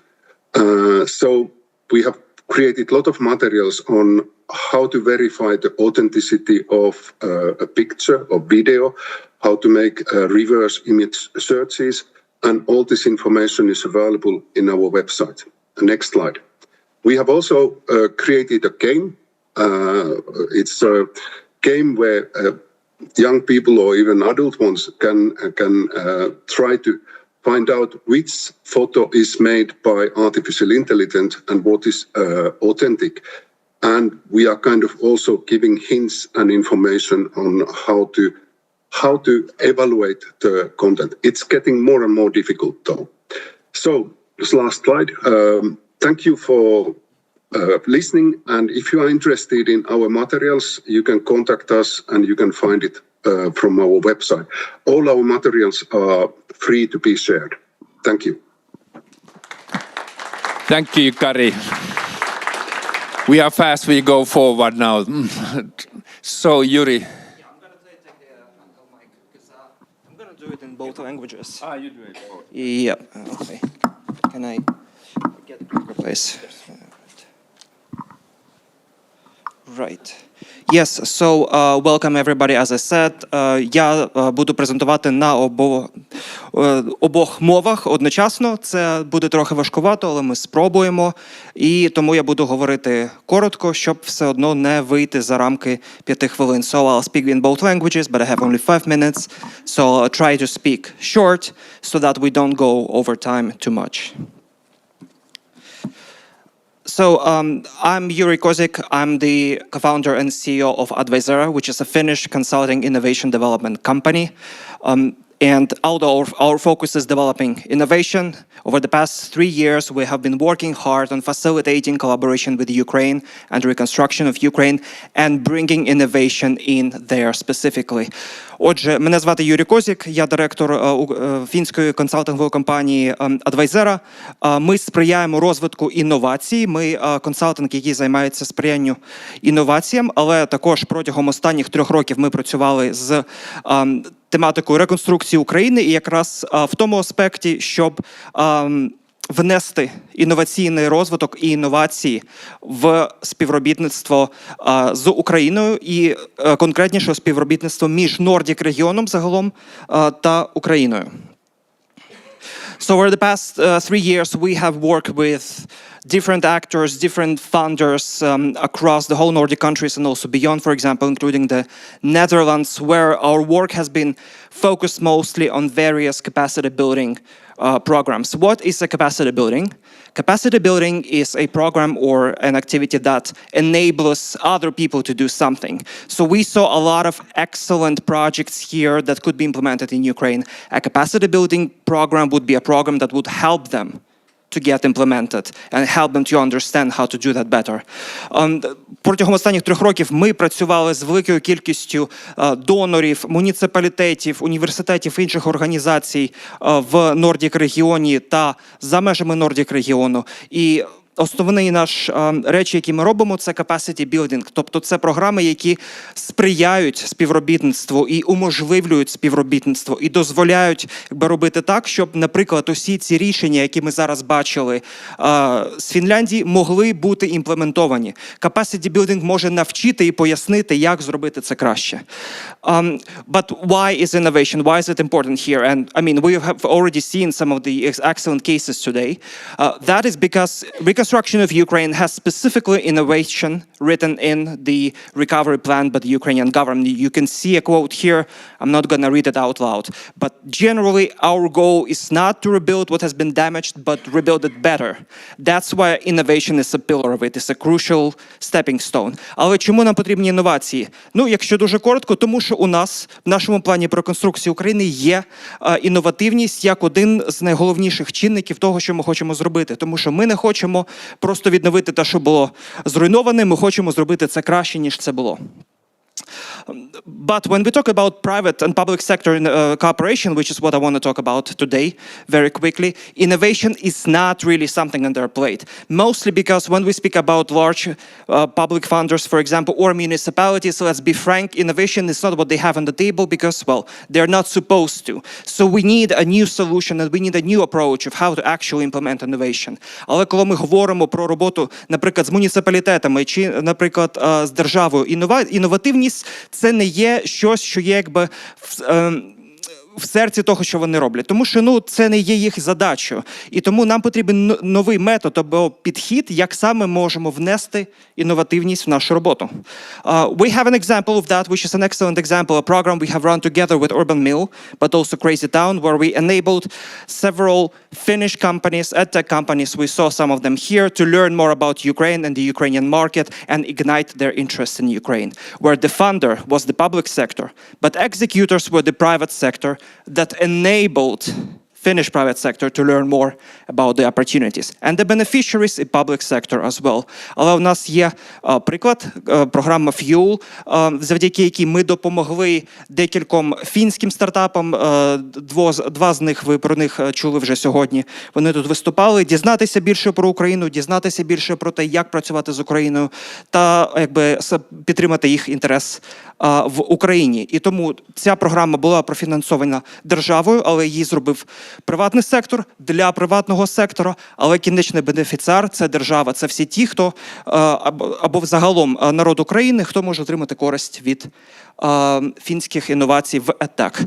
So I'm already gonna be over soon. So our approach, and what we recommend, we should call it ecosystem approach, where we have the public sector, it's not the actors, but enablers of capacity building projects, of projects where the private sector supports other private sector, and makes it possible to do projects that have innovation at their core, that contribute to the public sector as the end beneficiaries, which we call the ecosystem approach. Тому наш підхід нашої компанії – це екосистемний підхід, коли фінансування від муніципалітетів або держави реалізується в проєктах, які реалізує приватний сектор, який уможливлює роботу, наприклад, фінських компаній в Україні і підтримує фінські компанії в Україні, тому що кінечний бенефіціар – це все одно паблік сектор, це все одно також держава та народ. So if you like our approach, feel free to talk to me and let's figure out some interesting projects together so that we can bring innovation into the reconstruction of Ukraine.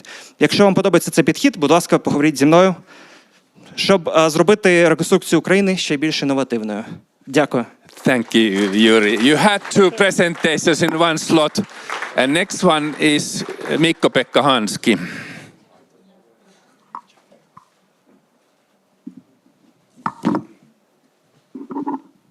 All right. Good morning, and my talk is not about actual construction, but it's actually a mental construction and building emotional connection between two countries and cultures, and also building an identity. So let's find out this clicker thing. So Hello Soloway is all about building an identity and culture, which in times of turmoil and war is the most essential thing that we as humans can do. It has been done before. So here are a couple of examples of great artists in Finland and in Ukraine: Taras Shevchenko, Maria Primanchenko, Tuve Jansson and Eino Leino. And today, by the way, is a day of Minna Kant and a day of equality in Finland. So these people have been building the countries from a mental and cultural point of view. But you know, we have songs. We have a song Servona Ruutta, we have a song Päivänsäde Menninkäinen, Finlandia hymni, and Oluisi Servona Kalina that conveys the meaning of who we are as human beings. So this is the meaning of Soloway project, and for Finns that want to learn Ukrainian language, it's a very beautiful word. It's for satakieli. Finnish translation of Soloway is like hundreds of languages, the bird. So therefore, as a program we have identified 4 songs that are very important to my friends in Ukraine: Obimi, Servona Ruutta, Oluisi Servona Kalina, and Seda Sorne Dnipro Syrsky, something. And we have now, sorry about the pronunciation, we have translated those songs into Finnish and try to publish them as soon as possible. So these are not only words to what has happened, that in last December I got a symphony orchestra to Musiikkitalo, to Music Hall. I got Bianca Rantala and Walter Soosalo from Estonia to do arrangement and conducting. And then I got Matti Mikkola from Saimaa Collective to make the first translation. Then Jona, who is the best one to explain emotions to Finns, to sing those and translate those songs. And besides of those 4 Ukrainian songs to Finnish, I've started a program where 2 of the songs from Finland will be translated to Ukrainian with my friends Alexander Levchenko's and Uprev 24 band. So this is the project Soloway. And for our Finnish colleagues, and if you happen to be in late August in Finland, please do come to Turku, 29th of August. We will play these songs live, first time ever, in Samppalinna. And these songs will be published in Spotify and Apple Music late this month. And we'll promote this cross-cultural collaboration as much as possible. Let's do more music. So if you want to do more music, so please come and talk to me what Ukrainian song you would like Finns to know. And Finns, please do come over here and tell me what Finnish songs you would like Ukrainians to know, and let's make more music. Thank you.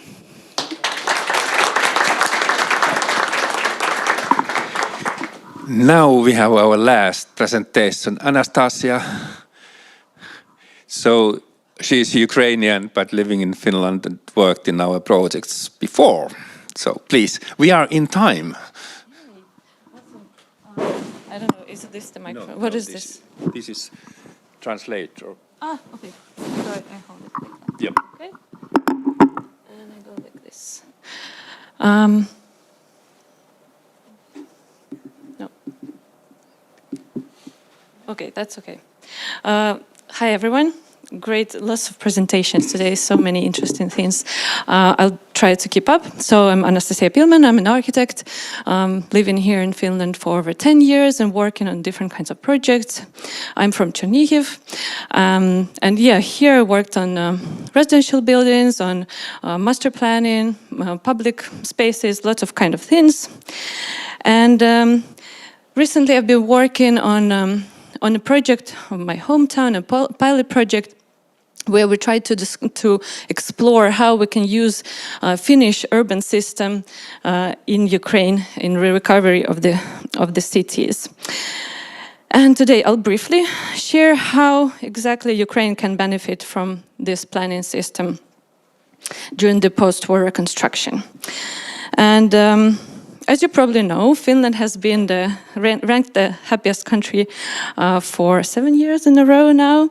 And I honestly believe that this built environment plays a huge role in the reason why it's like that. Study shows that 62% people feel more relaxed in well-designed spaces. 70% report better mental health and aesthetically pleasing environments. So clearly, built environment has a really crucial role on how happy we feel. And now, how do we build our environment, happy environment? In 5 minutes, a short answer, carefully planning it. Urban planning is really essential for city success, especially for long-term use. By planning our cities, we can attract businesses. Again, we can make our people happy and influence also sustainability of the cities. So basically, at the same time, thoughtful urban planning minimizes environmental impact and ensures sustainability and resilience of the future. So in short, urban planning makes cities more livable, economically strong, and environmentally responsible. And as a Ukrainian, I know how much potential Ukrainian cities have. We have beautiful nature, we have culture, we have smart people, which is, I think, one of the most important things. We are strong, we're active and hardworking, so I think everyone here agrees on that. But now, how it works in Finland, this might be new for many Ukrainians. So here, urban planning follows a structured process, starting with a detailed plan. On the bottom, you see site plan, which includes specifics like building layout, zoning, and infrastructure. As an architect, when I started working here, this was something totally new when you get a site plan and there is already information on how many stories, how many square meters there should be built, what materials, what colors, and should be used on the facades and so on. So it's already pre-planned. From there we move to the local master plan that provides broader guidelines for land use, transportation, public services on the city level. Then moving up, we have regional planning that addresses larger scale issues like regional growth and sustainability. And finally, we have Apoli on the top. And I would like to emphasize now this stage. So Apoli is the architecture policy program, and it establishes architectural and urban policies that guide the long-term development of the country or of the city if it's an Apoli forest city. So this multi-level system ensures very coordinated, sustainable growth for the Finland. And in Ukraine, cities usually have the master plan, if that, as I think you know. So rebuilding Ukrainian cities after the war requires a clear and structured urban planning system. And a national architecture policy for Ukraine can give a unified vision of the development, ensuring consistency and high quality in every project. So to begin, we need to establish a comprehensive planning system that covers zoning and infrastructure. We can create local policies that should be then introduced, focusing on sustainability and green spaces. And then starting with the pilot projects, we can then allow us to set that, they will allow us to set the system and refine it based on the feedback then afterwards. So with this approach, we can achieve sustainable city growth, improve the quality of the citizens, for life for the citizens, and attract both local and international investors, hopefully, to help rebuild our cities. Thank you so much for your attention. If you have any questions on this topic, please contact me. I'm a volunteer. I'm representing myself here and my idea. So please be in touch, and good luck. Slava Ukraini. Thank you, Anastasia. She got a small child also with her, so that I think you have to go with her. So now, thanks. Now let's take a break. So there's 50 minutes, and there are coffee and drink. Sorry? Yeah, but yeah. And then we come back.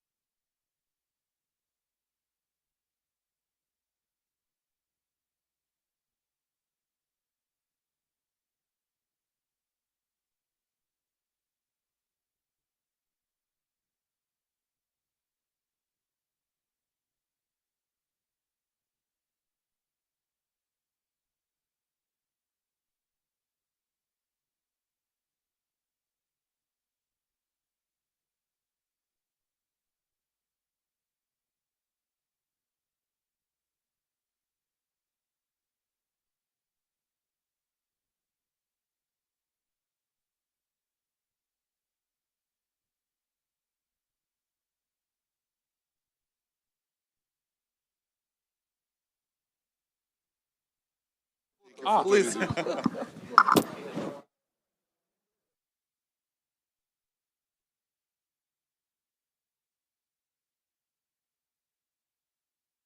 Two minutes, so if you please be seated. But thank you for all the presenters. We have been in timetable, that's impossible, and I hope that we somewhere stay in that. We have a little bit flexibility in the end, so that...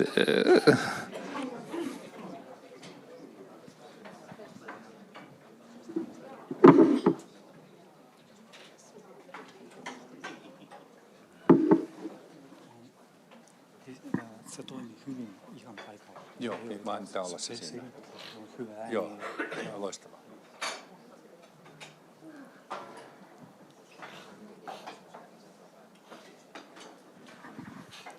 We are on the air, so let's continue. And now there are still 6 left, so we start with Jarkko Sireni, please, from XD Visuals. Yes, thank you. So, my name is Jarkko Sireni and our company name is XD Visuals. XD, somebody may think it's a smiley, happy face, but it actually means that it can be X dimensions in the built environment. So we are working with the built environment and digitalization of built environment and software company making a SaaS solution for built environment management.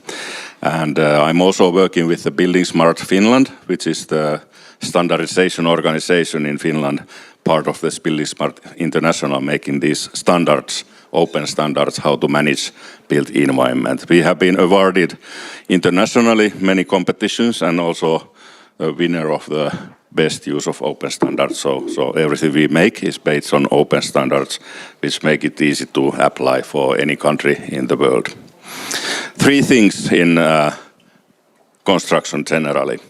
One thing is that we want to optimize project deliveries, whether it is a design project, whether it is a construction project or maintenance project. We call it 6D optioneering because we combine all 6 dimensions that help you to manage this. First, you set up the goals, requirements, risks, ideas. That can be done based on the existing situation. And we, for example, have an existing situation of the whole Earth. So basically, if you start using this in Ukraine, you can start working on Ukraine data right away. Second thing is that you define the project scope. You define, okay, there will be a road, there will be an area, or this building has to be demolished, this building has to be renovated, and so on. And then you go to the third dimension where you combine with the BIM, but not only BIM. We also combine with the GIS, city models, survey information, everything together. So we have this kind of holistic approach for information management. Then we combine with the schedule.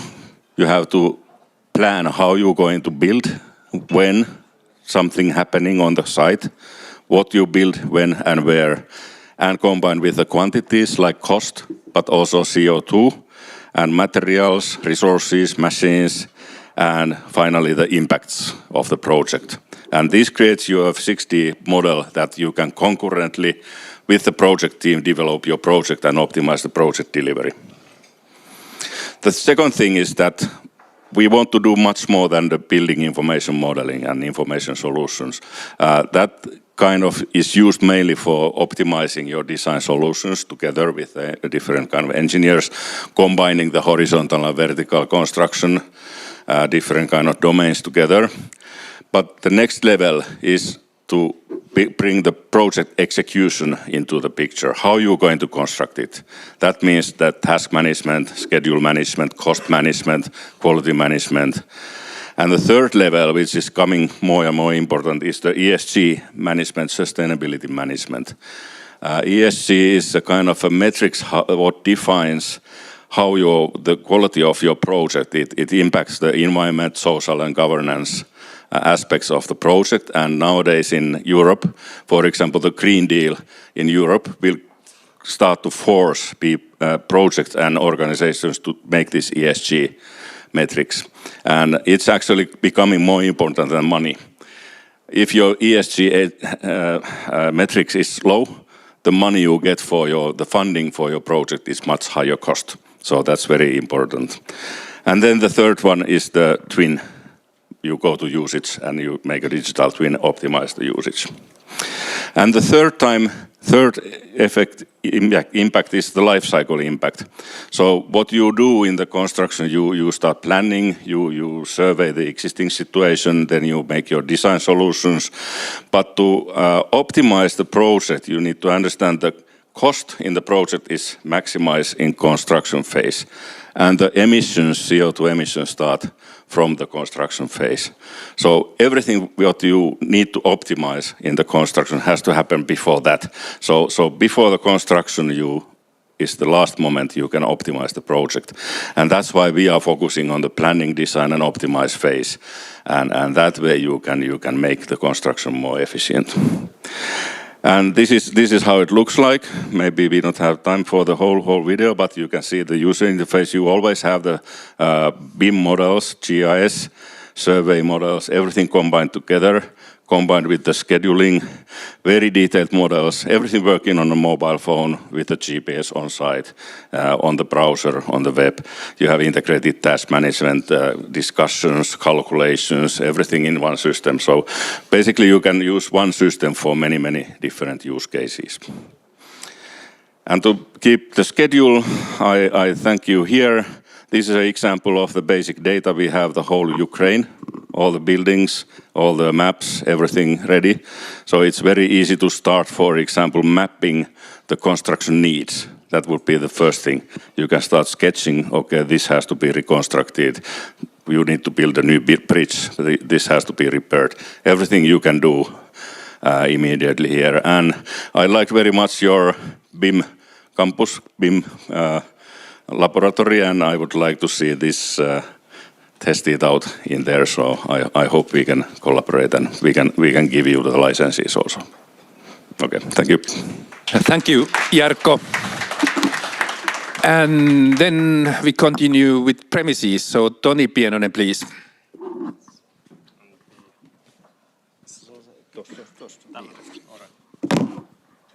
Okay, hello everyone. So Toni Pienonen from Crazy Town, and we are a community of talents, startups, entrepreneurs, R&D specialists, universities all around Finland. We have 6 locations, and our purpose is to help ordinary people to do extraordinary things through the space, but especially through programs, activities, and services that connect people together.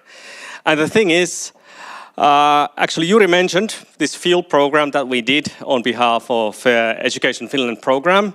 And I don't want to talk about the program per se, but rather I want to highlight that we had excellent Ukrainian teams in this program and also Finnish EdTech teams. So definitely also already heard the presentations from Laura from Grapho-Game. So please, if you want to help Ukrainian children to learn, please connect with Laura. She is looking for those partners to help also translating the Ukrainian service as well. Sanna, she brings joy to Ukrainian children with the bus, is looking for partners both here in Finland and in Ukraine. Go talk to them. Yuri, he was part of the co-organizing team. Excellent partner for if you're a Finnish entity looking to expand to Ukraine. He can help you with the connections. And vice versa from Ukraine to Finland. Kari, always super great connector. And the thing is, as I said, we have a community in 6 locations around Finland, hubs, locations, 400 member companies who look for partners.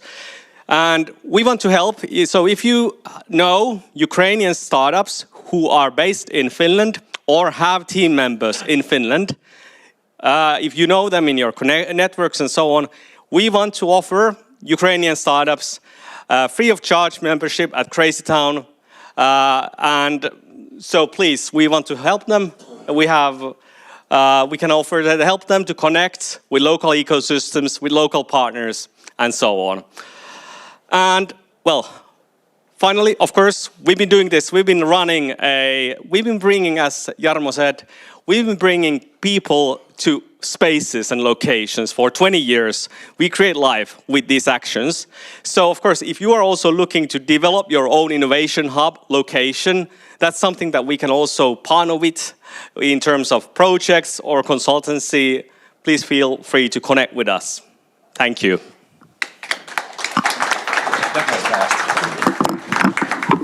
Thank you, Toni. And then Joel Hentunen is waiting there. Oliko mulla se mikki siihen? Ei tarvita enää sitä. Okay. Tekniikka kehittyy. Loistavaa.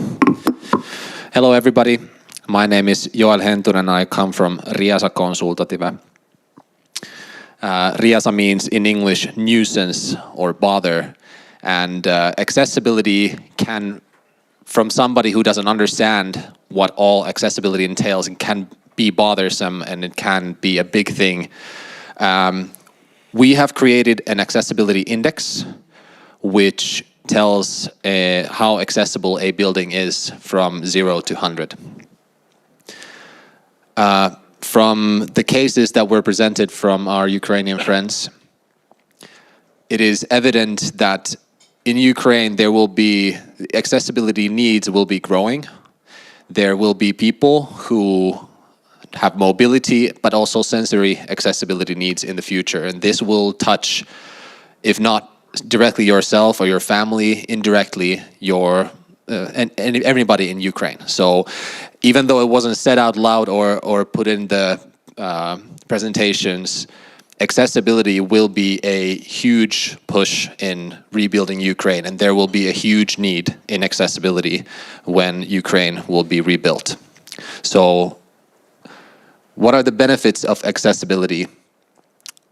In the future, when the war is over, when we're rebuilding Ukraine, there will be also business. So when we don't have barriers, when the barriers are moved, there will be more customers. And according to studies, up to 20% more customers can use your services when you have accessible buildings. Also, the improved customer service, what we heard earlier is that there's a need for veteran rehabilitation center and also sports center. The customer experience is right now is that the sports centers are not supporting accessible movement at the moment, so there is a need for aka veteran rehabilitation sports center, so accessible sports center. And of course, now that we're rebuilding, lasting investments. Accessible buildings can handle better changing the meaning of the building if it's transformed into semi-public to a public use. Like Otaniemi school was transferred from an office building to a school, a public building. If it's accessible from the beginning, it's easier to transform the meaning. How does the accessibility index work? First, you measure the building if it's still there, but we can also measure the plans of the building. We have a web-based app, and you answer using your mobile phone with a camera and a measuring tape. You can collect all the information regarding the parking and arriving to the building, the moving inside the building, the central spaces where you are, the service spaces inside the building, and also the toilet spaces. And then we at Riasa, we checked all the info that's being collected, and that's how you get the index value. Next phase is to communicate. There will be people in Ukraine who are new to their accessibility needs. They need information. Even the places that have been familiar to them, they look at it in different lighting. So they need accessibility info that they haven't needed before. So with the index, you can communicate easier how accessible is the place that you're going to go.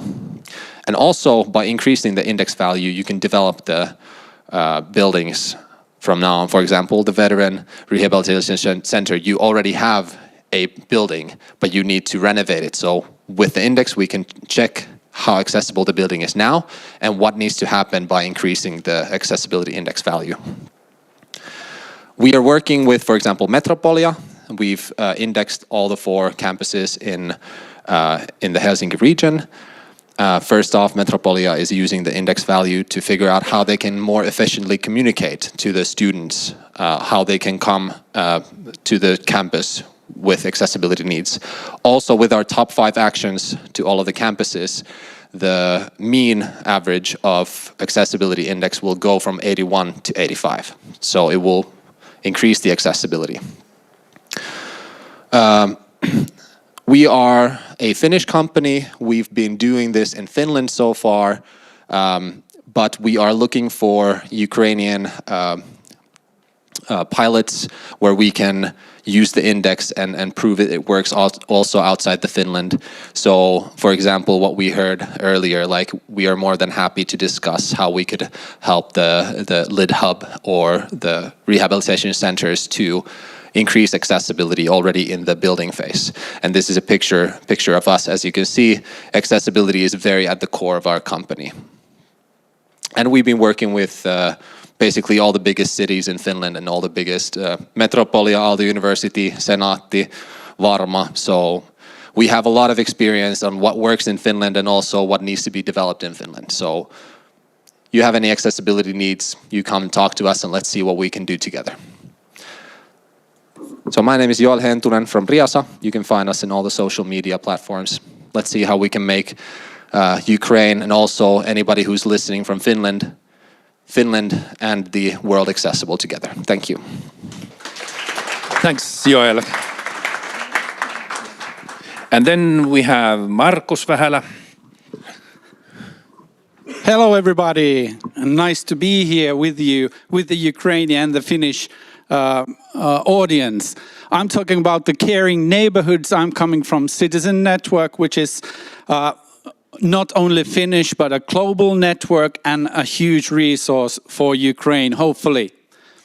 And if we are thinking about the challenges ahead with a lot of needs in rehabilitation and disability, social and health sector, Citizen Network is a huge resource.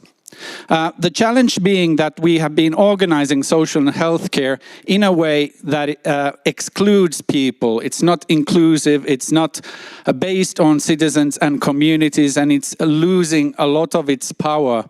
So if we want to create communities of inclusion, take care of our nature, create justice and democracy, we need a new ecosystem-based approach to make it happen. So we need to work together. So that's why this is a great afternoon to put together all our great solutions in creating holistic solutions for our societies.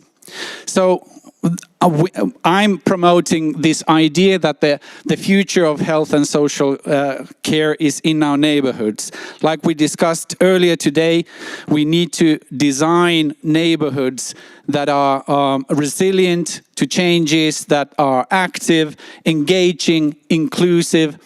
And we have created in our network a lot of solutions around how to engage people in creating these resilient communities.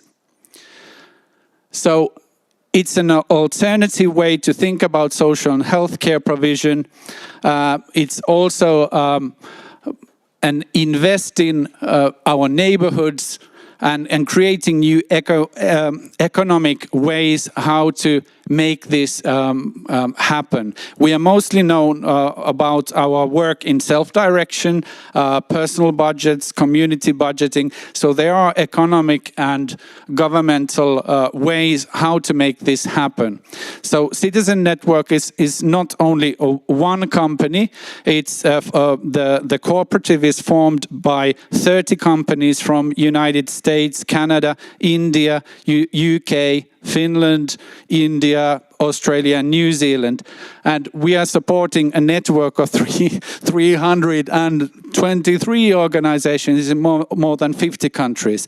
So if we put all our resources together and create these much more larger ecosystems of innovation, we can make better Ukraine together. So I'm looking forward engaging you with solutions. Go to our website. We have more than 1,500 research articles, news items, and a lot of things that might interest you too.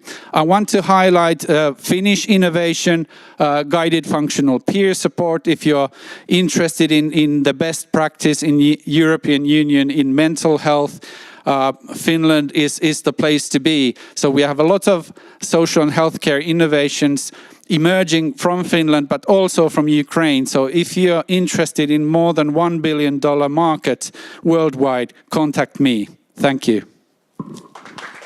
Thank you, Markus. We are right on time. And then the last but not least, Mika Pirttivaara. We are still on the global scale. Okay, I hope so. Hello everyone, how are you doing? Dobrý den, z Mistovna Borodci. Dobre. I'm a little bit bringing now a new kind of approach how to collaborate with humanitarian and charitable organizations. You usually perhaps think we are coming into companies and attract money for us, but this is not the case today. I have had a privilege to visit last year in Ukraine 2 times. And it was really touching. It really touched my heart. And just like Anastasia, you said, where are you? I really fell in love with the people. I really fell in love with the country. And I think we already have discussed that it's not only rebuilding the buildings, it's rebuilding the lives. It's rebuilding the hope for the future. And there are some pictures on the background I took during these trips. This way. Lions is a global organization with over 1.4 million lions all around the globe, ready to serve their local communities as well as big international projects. 49,000 Lions clubs, which gives a really good precision to do things and really nice coverage to leverage different kind of networks. Over 200 countries. In Finland, we have 60,000 members in over 700 Lions clubs, and just checked that in Ukraine there are 900 members in 45 Lions clubs, and the numbers are rising really rapidly in Ukraine because of the situation and the Russian aggression. And our international foundation has given 1.5 billion in monetary grants. So, challenges. We started to think what to do with Ukraine, how to help people in Ukraine. And then there was a couple of observations. 11 million people without heat or proper ways to cook, no coal, no gas, lack of electricity, infra destroyed, blackouts, a lot of blackouts, and ensuring that aid reaches the people 100%. And I think the Lions Network is one of the best ways to guarantee that the aid really goes to the people, because you will see soon. What is the solution? We decided to initiate a custom-made stoves project in collaboration with subcontractor SMEs. We have done it twice, and now the second one has run about, let's say, 3 months, and the picture is from it. And they have really attracted the other Lions countries in Europe and beyond to go with us. And it has been really strong. And every stove is delivered directly to the people in need. And every money we have getting, it's 100%, will be used 100% to the purpose. And Ukrainian Lions has been really helpful, of course, to help with this project. And one thing that this is a voluntary organization, that we don't take any money for salaries. So for companies who are collaborating with organizations like Lions, it's really good, because you don't need to pay any extra, for example, what comes to the logistics, because Lions are handling the logistics, what comes to the different bureaucratical things, because Lions in Ukraine are taking care of them. What are the benefits? If you are working with charitable organizations like Lions or Rotaries, it's really low risk for SMEs to enter and explore new markets. and it goes vice versa. It brings cost savings, it betters your brand as a responsible company, and as well if you think corporate social responsibility policies, it's really strong instrument to fulfill those things too and achieve the goals. And nowadays there are over 30 alliance countries from all over the world. Even Australia is the latest country who has hopped in to help Ukraine through these projects. Thank you very much. Thank you. This is a miracle. We are in time back again. So thanks for all presenters.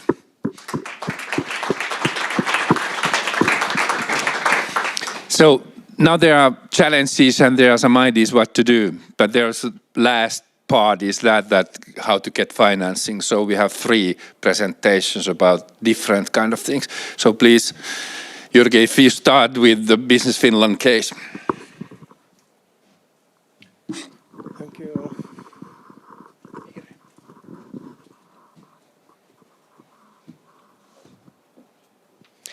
Okay, as you already know, I'm Jyrki Härkki. I'm running our Ukraine Reconstruction project at Business Finland. I will tell you about the financing opportunities, not only those that Business Finland offers, but more broadly. My time is a little bit limited, so I have to be quite quick. Okay, first, in this page you will see the financing instruments that Business Finland offers. These are mainly for Finnish companies. First, we are mostly known of our funding for research and development for SMEs and large companies. In case of research, it's usually grants, and in case of development, it's loans. It can be hundreds of thousands of euros. Also, piloting can be financed. Tempo is a financing instrument for companies that are younger than 5 years. They can test their idea or product in a foreign markets, like in Ukraine. Market Explorer is a financing tool for companies older than 5 years old, and it's also meant for new markets. These amounts of grants are not very big, something like between 20 and 60,000, and it can be 50 to 75% of the cost. Then we can finance companies that are participating in international exhibitions. They have to be international business-to-business exhibitions, and at least 4 Finnish companies have to take part in that exhibition. Companies can get this grant multiple times. Then we have talent funding, and it's for companies, SMEs, to develop their international business skills. One idea is to develop international recruitment capabilities and processes. We have a very nice case in Finland, company Rentop, that accommodated a Ukrainian refugee at his home, and now this lady is running his business in Ukraine. So please use the Ukrainian diaspora in Finland. Then there's EU provides a lot of funding. We have a special advice team for that purpose, and for example in Horizon Europe there are coming up new calls for funding which are related to Ukraine. Okay, then something about other financing instruments. In ELY Center, which is a regional development agency, they offer development aid or kehittämisavustus mainly for SME companies. Then we have a joint financing. Business Finland has a joint financing with Finn Partnership, which operates under Ministry of Foreign Affairs. And in this case, if a company has had an R&D project that was financed by Business Finland, the company can continue the development with an Ukrainian partner. And more than 50% of the grant has to go to the Ukrainian partner. This grant is applied in Finn Partnership, and it can be up to 350,000 and 75% of the cost. Finn Partnership has also another business partnership grant up to 400,000, which a Finnish company can use, for example, in piloting solutions in Ukraine. And then NOPEF, which is under the Nefco bank, also offers loans for Nordic SMEs for them to demonstrate and scale up businesses in global markets, also in Ukraine. Then these first two ones are something that Ukrainian public entity can develop its administration. Finnish Foreign Ministry offers this IKI financing for cooperation between public entities, between Finland and Ukraine.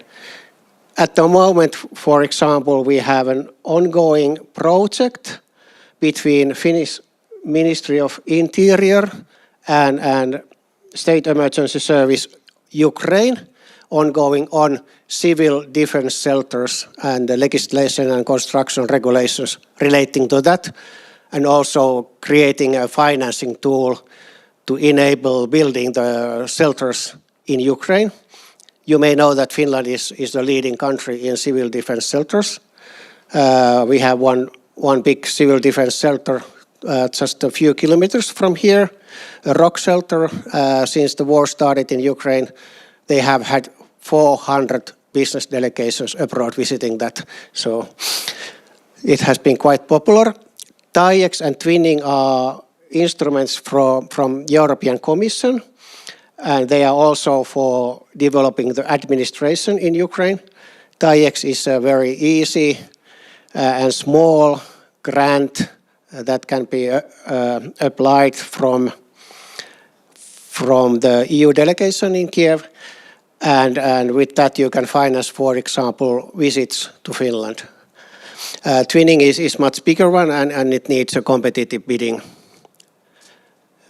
FinFund is a Finnish impact financier. It can finance private sector investments in Ukraine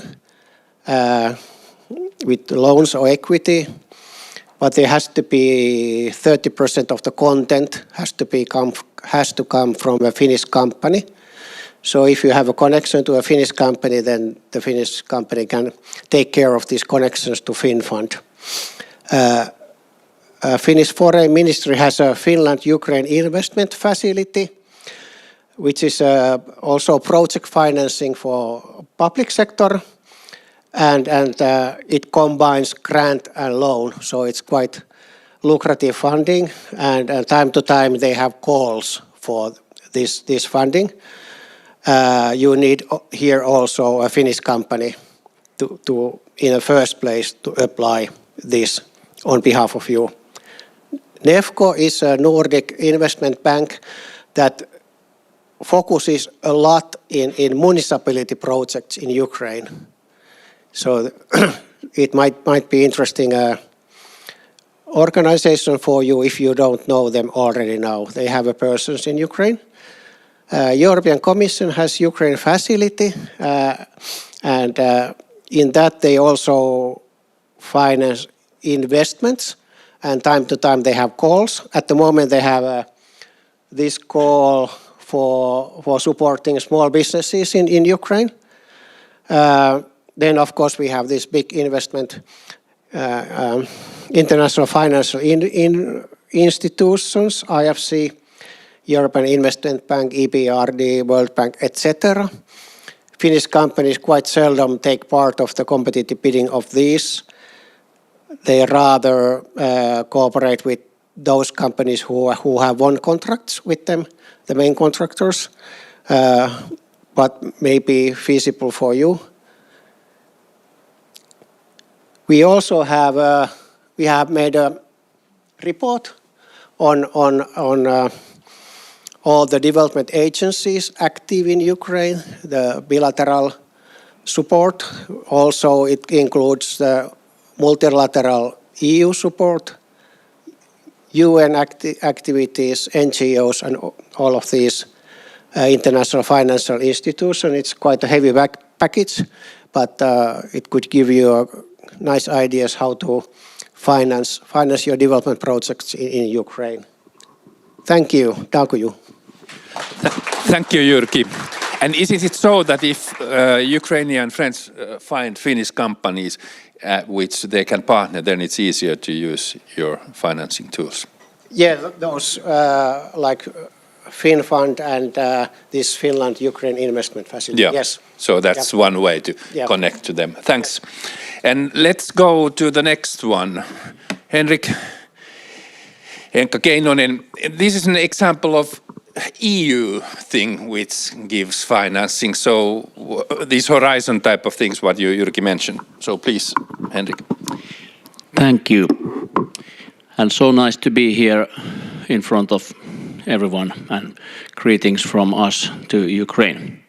And so I will present you one EU Horizon project in deep technology, which we run at Aalto University at the Center for Knowledge and Innovation Research.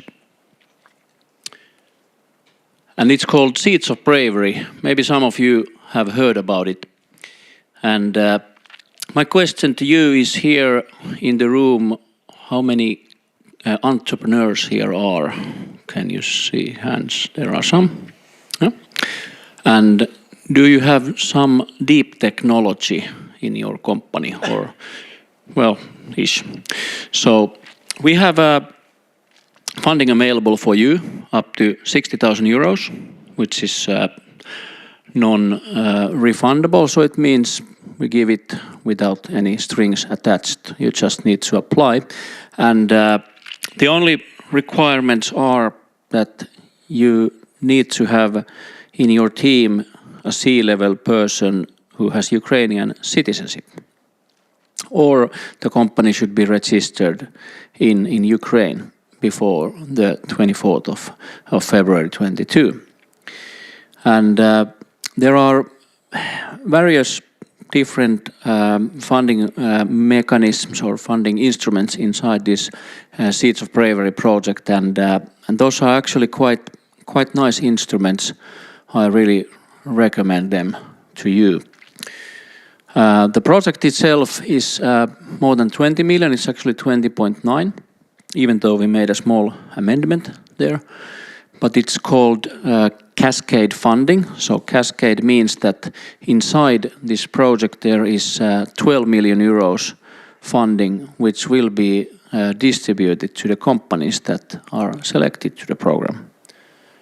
And the aim of this Horizon project is to kind of plant the seeds to Ukrainian soil, because there is estimation that 25% of the Ukrainian GDP will consist in the future of different kinds of deep technology. And for that purpose, we've created, or this project is created for. So it is to foster the deep technology in Ukraine.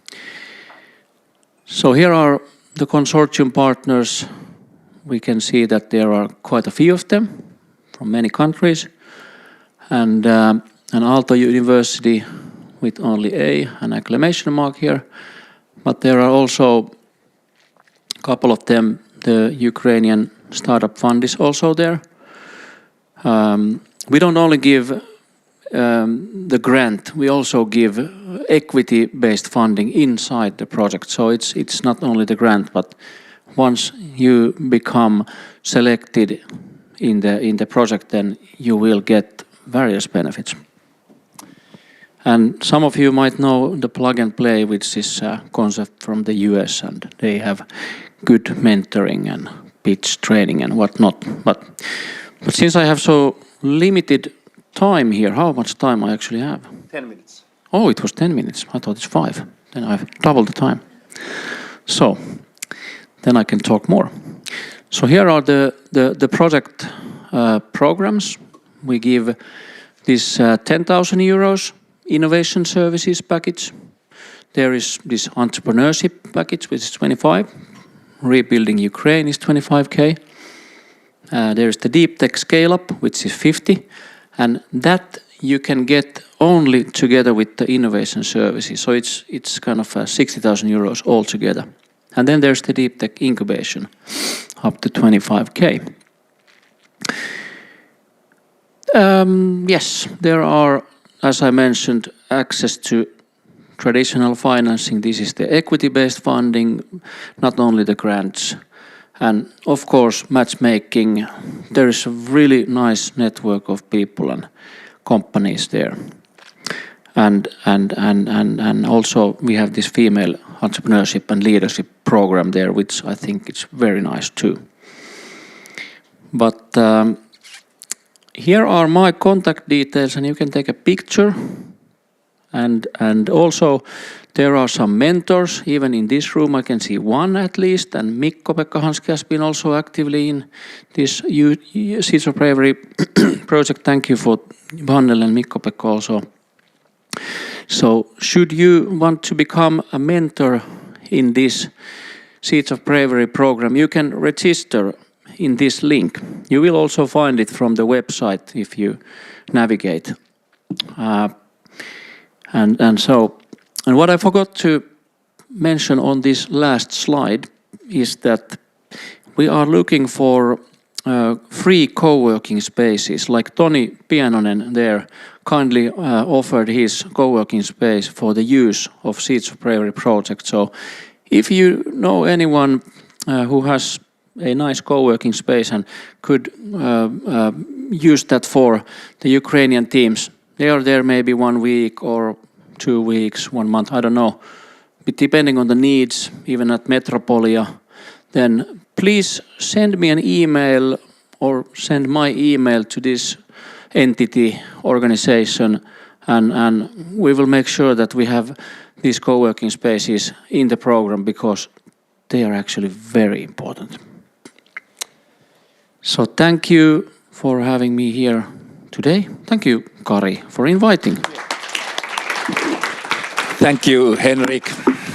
And then we have the last one. So it's about the educational things. So Outi Saramäki, please. There is a ticker. Okay.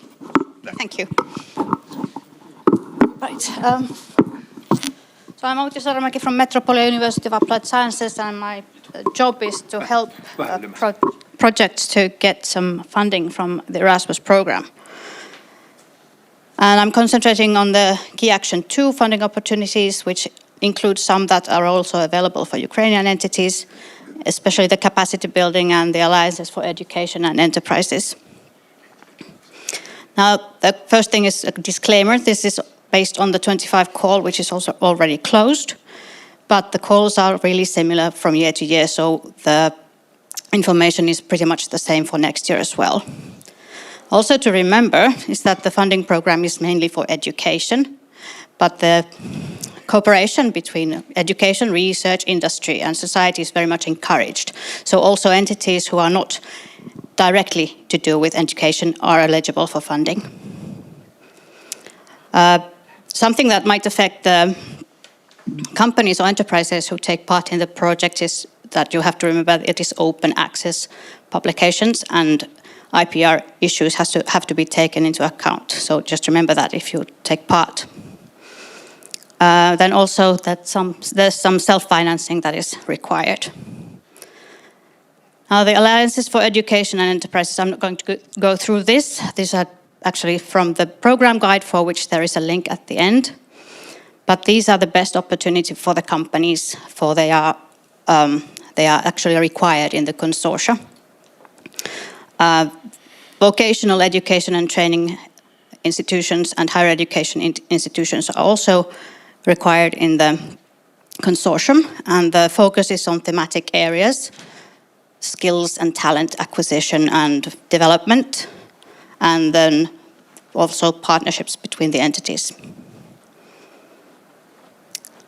This is just to remember, I hope you're sharing these slides because I'm not going to go through this. Yeah, this is what you need for the consortium, the duration and blah, blah, blah. I don't have much time to go into this. Then the capacity building is a different kind of thing. This is mainly for educational institutions. My background is in higher education, so this information pertains only to higher education. I mean, this slide. That are slightly different for vocational education, school education, sport, and youth.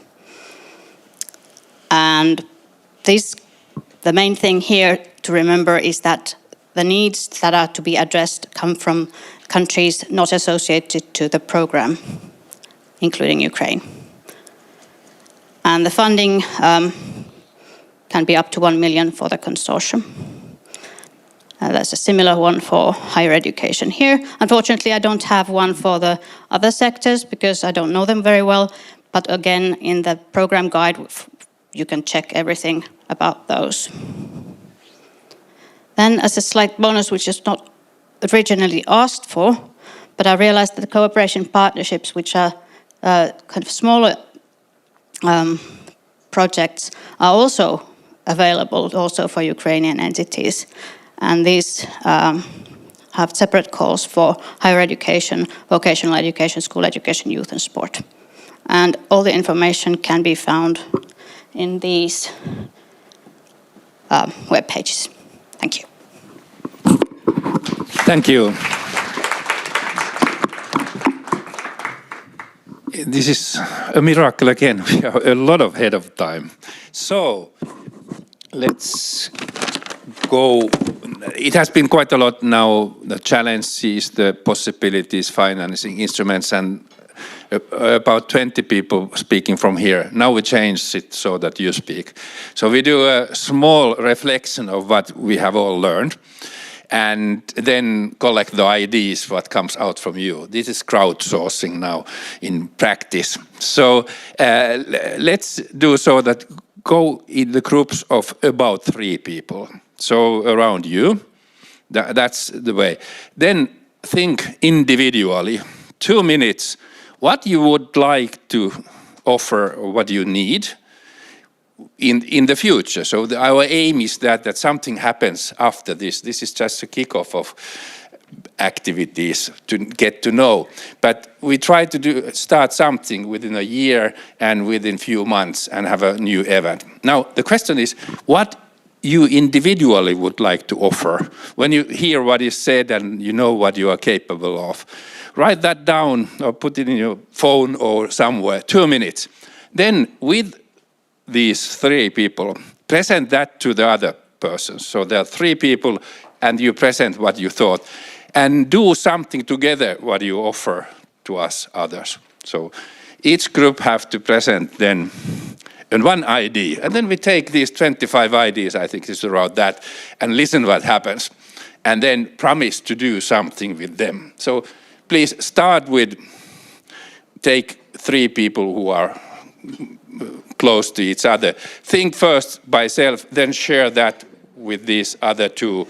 And then after that, one person have to then speak aloud and tell what you thought together. You have 10 minutes for then in the groups to think that, and then we take 10-20 minutes to listen what happened. Clear? Yeah, start. Miten vaan? Voi olla ukrainalaisiakin. Sieltä voi tulla niitä, jos sä sanot sen. One idea was as well that in every group of 3 there is at least one Ukrainian person, so that there is kind of Ukrainian representative. And the same in Russian. Мы надеемся, что в каждой группе будет минимум один человек из Украины, чтобы можно было бы получить в группе результаты с украинской черты зрения. Так что 2 может быть из Финляндии, потому что из Финляндии больше людей, и 1 это из Украины может быть. Вот. Но не обязательно. Ei ole pakko.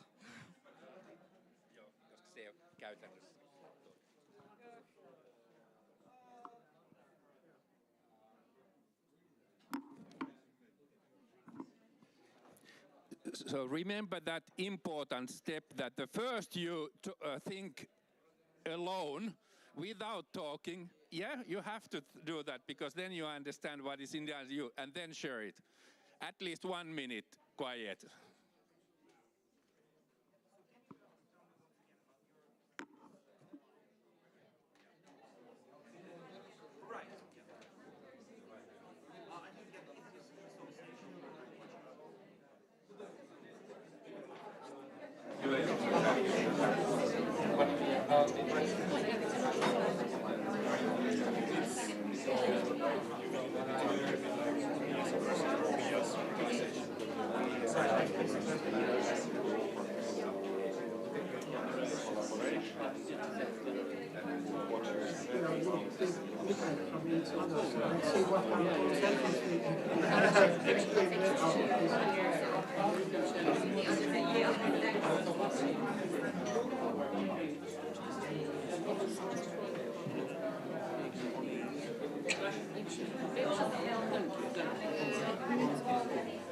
Nyt kaikki niinku keskustelee. Halutaanko me, että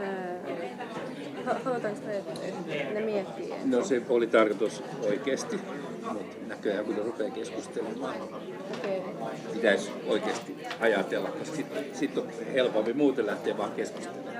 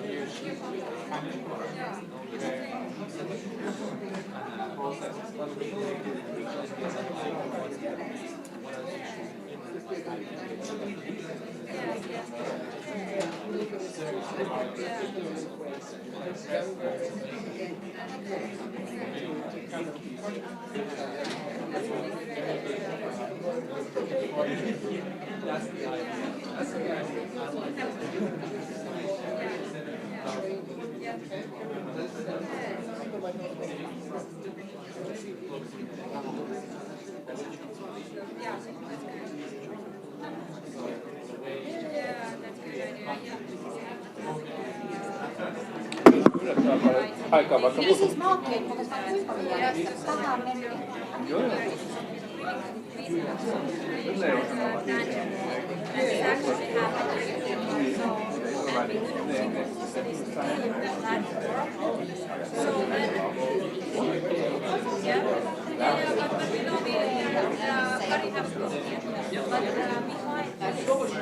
There is a plan to connect and ideas.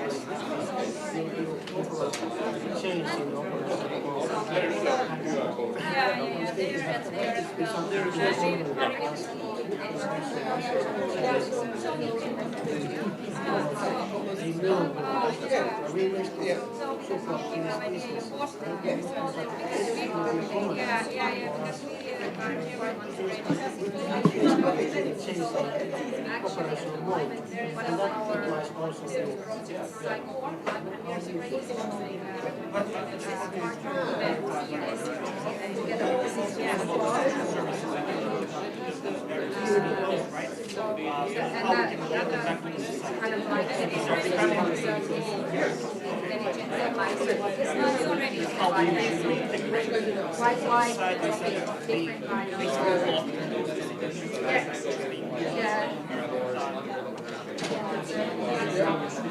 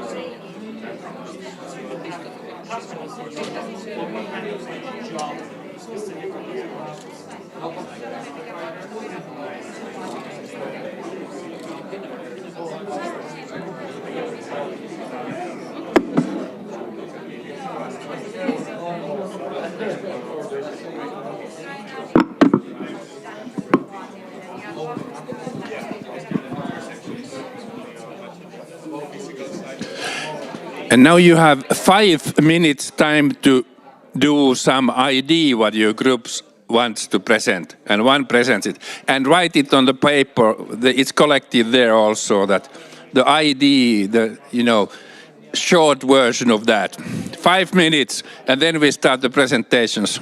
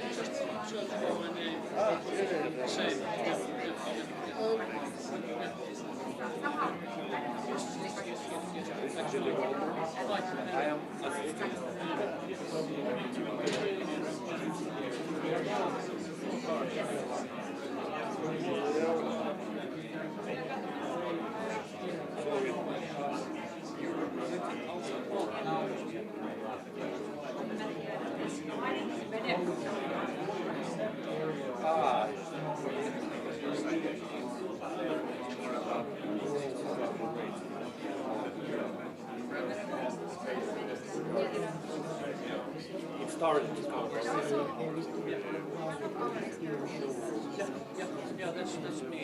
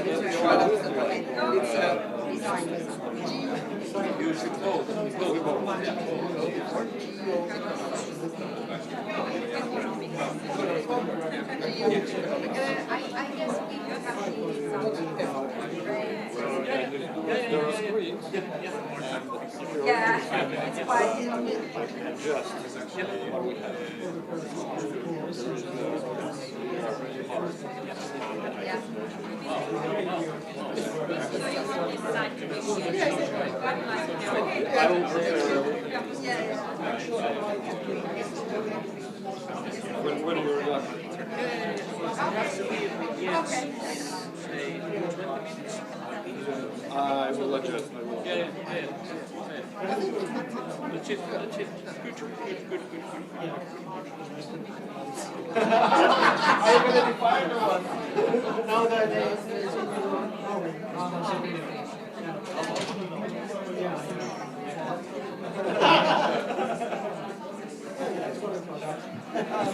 it happens.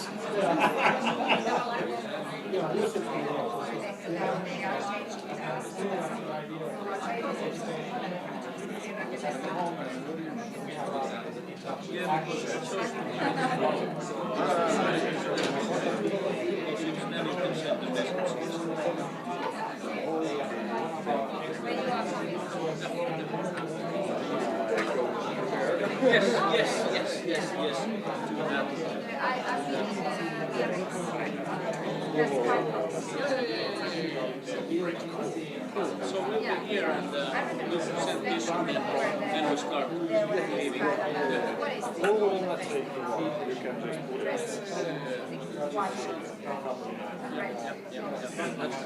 Okay, thank you very much. That's good.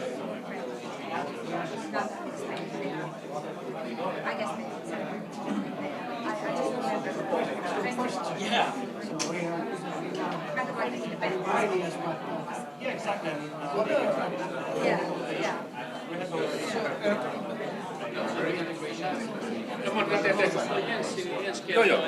Joo.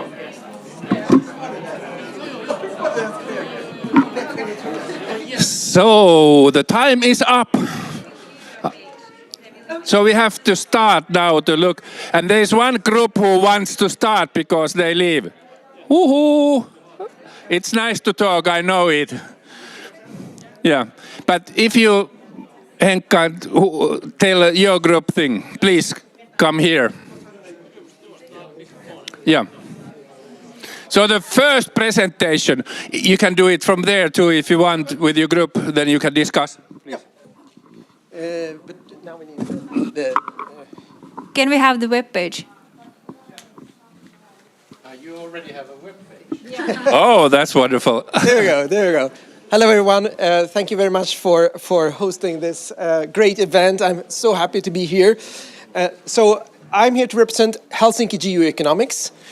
So Helsinki Geoeconomics is a new format. This is actually the second year we're doing it, but it's still new. What we aim to do is we aim to equip entrepreneurs and investors with the networks, the skills, and the opportunities to survive, to thrive, and to drive the new era of geopolitical rivalry. So what we are doing is that we are hosting 2 events every year. One is the Singapore Geoeconomics Forum, which takes place in Singapore next week. We're going to be with Henrik and a few other people. And our flagship event is here in Helsinki in 144 days. It's going to be the full week. We take over the old stock exchange building, Pörssitalo. And then we're going to have a mixture between a career fair, so anybody who wants to work at the intersection of technology or geopolitics, business and geopolitics, law or geopolitics, or whatever you name and geopolitics, this is the opportunity to get into this field, which is still very much growing. A lot of companies are looking for talent in this field. So I think from a personal development perspective, it's going to be the place to be. We have a competition out, which actually on the screen, if you go up, which is called the Global Career Days. If you click on that, you come to where you have all the information to take part in this global challenge. So check that out. We're going to invite up to 250 from all over the world. So this is not really Finland. It's based in Finland, but it's addressing the rest of the world. But we host it here in this city because it's a very good city to study geoeconomics and geopolitics. So everyone is welcome to take part in that. And yeah, I'll extend that welcome. Well, thanks, wonderful, good start. And No who additions is next? No additions or anything from our group, but this was really concrete solution, really immediate. Yeah. Yep. So, Markus. Thanks. Our group was Jyrki, Juri, and me, Markus, and we would like to work on change and transformation. We want to work with orchestrating the rehabilitation and reintegration of Ukrainians, and to develop a societal model and test out new kind of models how to run the society based on European Union values, using technology like education technology and put it forward. And you're not alone here in this room. There's a huge capacity of people that we can work together with and make this happen. And already in our small group, we make new contacts and new ideas start to emerge. So like Kari said, let's continue this and push it forward together. Thank you. Thank you. Was there still in you? And yeah, thank you. And then write in the paper also name of the group. Then we know who is behind the ID, and then we collect them there. Yeah. So sorry. Next. Okay, hi. We were here together with Adrian, so Metropolitan and City of Espoo only in this group. So that's why we were only getting familiar with each other at this point. This was quite quick, but something came up with the City of Espoo and Metropolitan and maybe Helsinki-Vantaa together with our Ukrainian partners and Kriviri maybe. We were thinking about this kind of a joint RDI application for building a test bed for talent attraction for Finnish and Ukrainian companies, and building this kind of like a business ecosystem collaboration network together. So it sounded kind of like Titan 0.0 project or something like that, but something like this came to our mind. Thank you. Thank you. You have to talk with the Business Finland then right away. Yeah.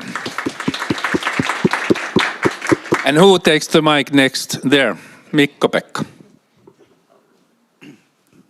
All right. So in a very simple term, our conversation came up with a very simple problem and solution statement. So we do not lack, we have plenty of people that want to do something. We do have plenty of tools that can help us to do something, and there are plenty of needs that are available. What we don't have is money. We heard the need 160 million something, 50 million something, and then we heard Seas of Bravery 50,000 something. There's a gap. So we propose that this team, with some of the key people, create a task force to find the money. That's clean and simple. Yes, let's do it.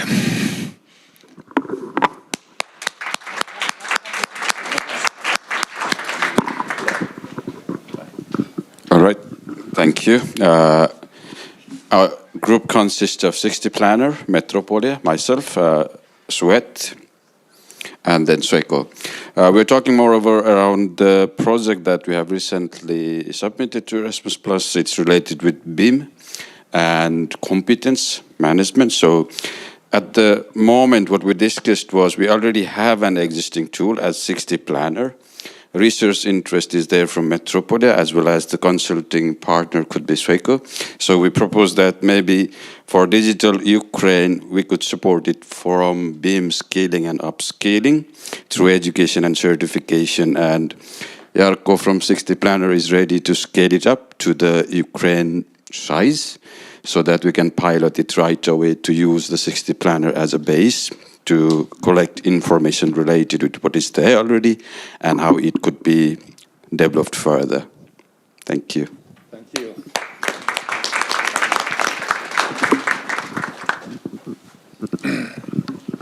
So, hello. We would like to provide energy security and self-sufficiency in Ukraine universities. We are planning to have collaboration between Ukrainian and Finnish university or University of Applied Sciences, and also maybe with a European funding agency. With 3 parties, we can provide energy efficiency in buildings and rebuild the Ukrainian cities and university campuses to be more energy efficient and more secure in energy measures. Thank you. Thank you. Hello, we call ourselves the Corner Table, and we are a diverse group of experts in various fields. And so what we found that unites us is wanting to either facilitate and take the lead or take part in building networks and ecosystems to create value.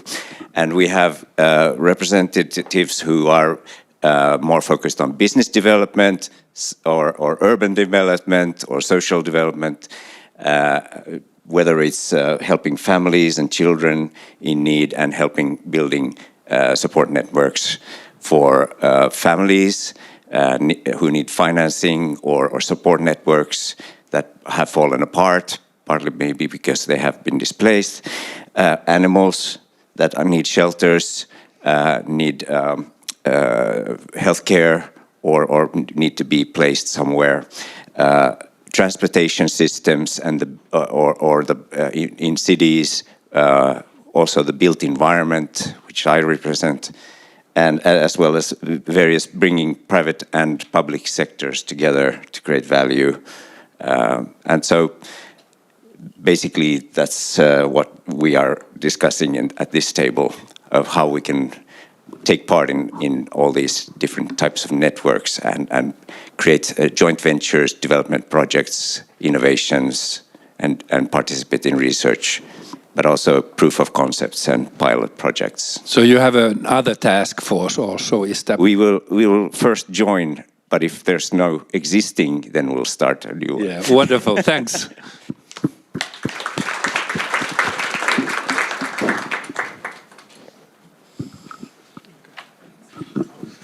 Okay, thank you. If you are the corner table, we are the center table, and it's nothing to do with the forthcoming elections.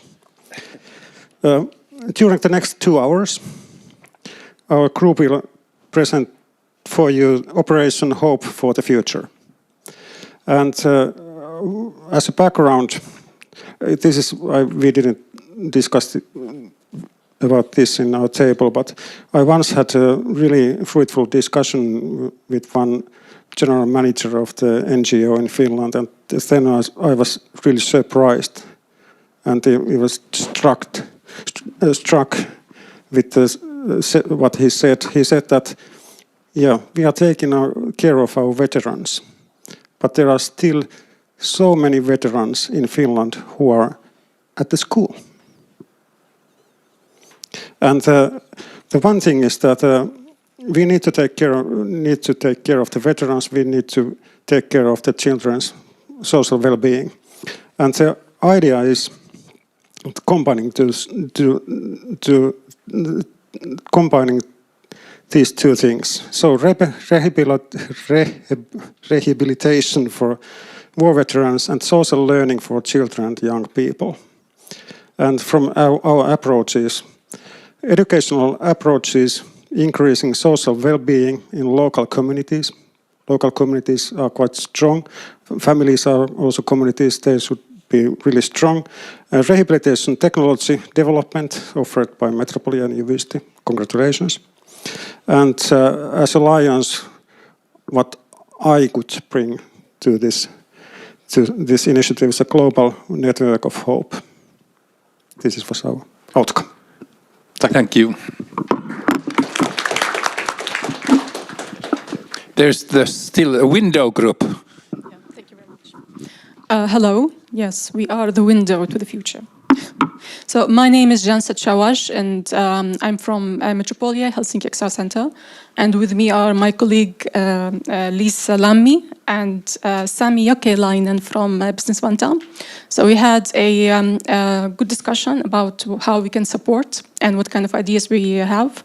And actually, we already have initiatives which can provide a lot of support for businesses, and especially at the intersection from outside of tech and business, because at Metropolia Helsinki XR Center, we're already part of a project called AI Start, which supports small businesses in implementing AI and different emerging technologies like virtual reality, augmented reality, and all of that, and developing their businesses, building proof of concepts for their business ideas. And the project is ongoing. We're having workshops to help the companies. So if you go to the website, aistart.fi, you will find the information there. Of course, Helsinki XR Center, we also have this hub for sustainable urban development. So if you also need proofs of concepts, help thinking, how to develop your business, you can contact us within Metropolia. For Vantaa, they already have like a good support for businesses as well. So the proposal was to support Ukrainian companies in innovative procurement, especially in the built environment. So for example, help to reduce CO2 emissions, material consumption, biodiversity issues, and degradation. Of course, these issues are quite important and will be even more and more important as Ukraine regains peace and prosperity. So thank you very much. Thank you.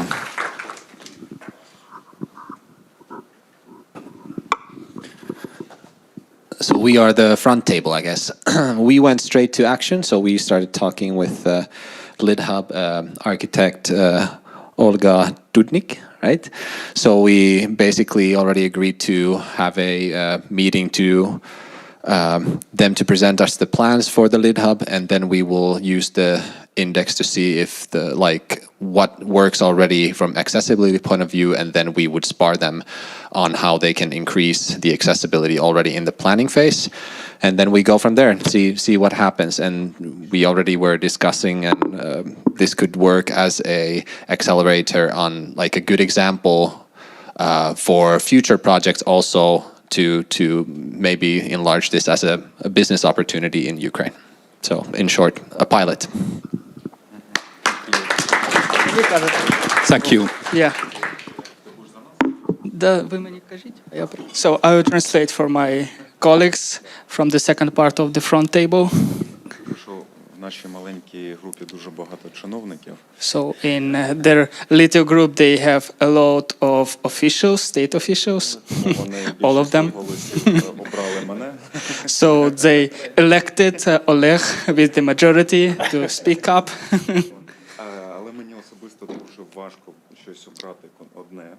And it's really challenging for me to pick one theme, because there are so many great ideas. And we understand that Ukraine is open towards a lot of different and interesting projects. And the main challenge for this is to find responsible people who will actually make it.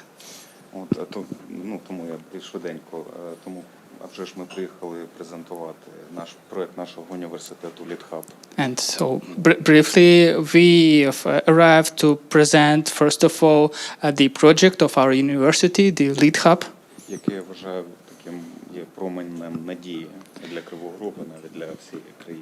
Which is like a glimpse of hope, not only for our city Kryvyi Rih, but for the entire Ukraine.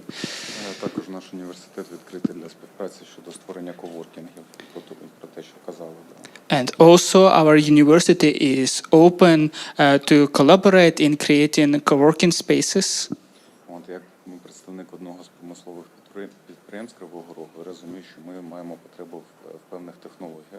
And also, as a representative of one of the industrial enterprises in Kryvyi Rih, we realize our need in new technologies in this sphere also.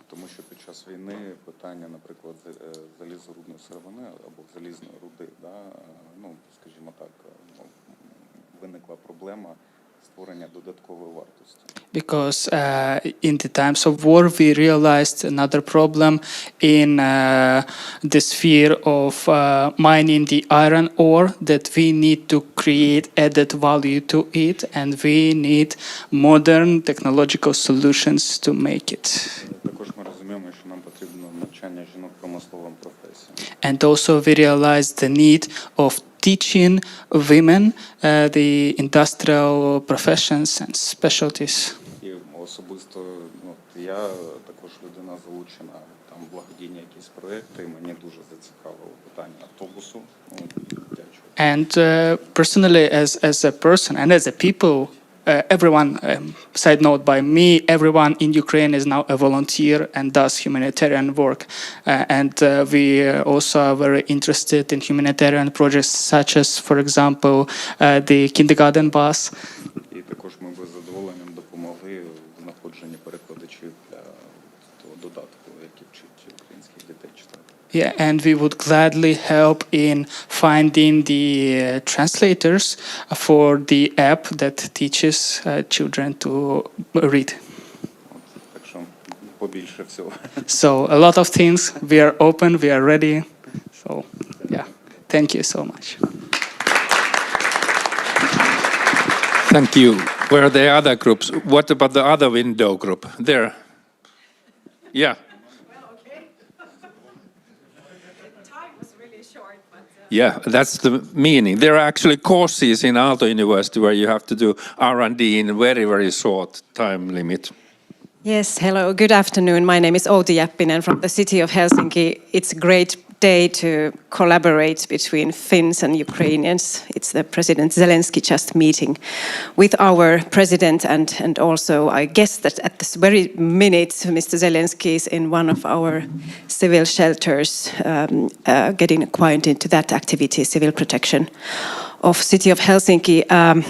We collaborate with Ukraine, with the cities of Dnipro and with the city of Kyiv.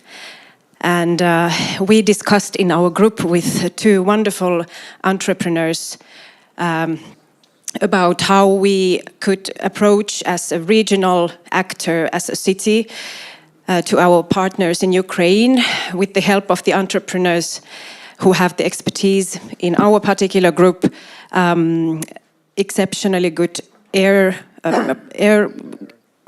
air and energy storages. So this was one part, and then our other group member was expert in mentoring startups. So there is a lot of potential in exchanging information and also for us to learn from Ukrainian experience in these fields. So yeah, it was a short time to innovate a good innovation, but I would say that as a city, as a platform, and the companies coming in with their solutions, that is one way to approach this challenge. But thank you. Diako. Thank you. Was there still somebody? If not, let's give a hand to all these answers.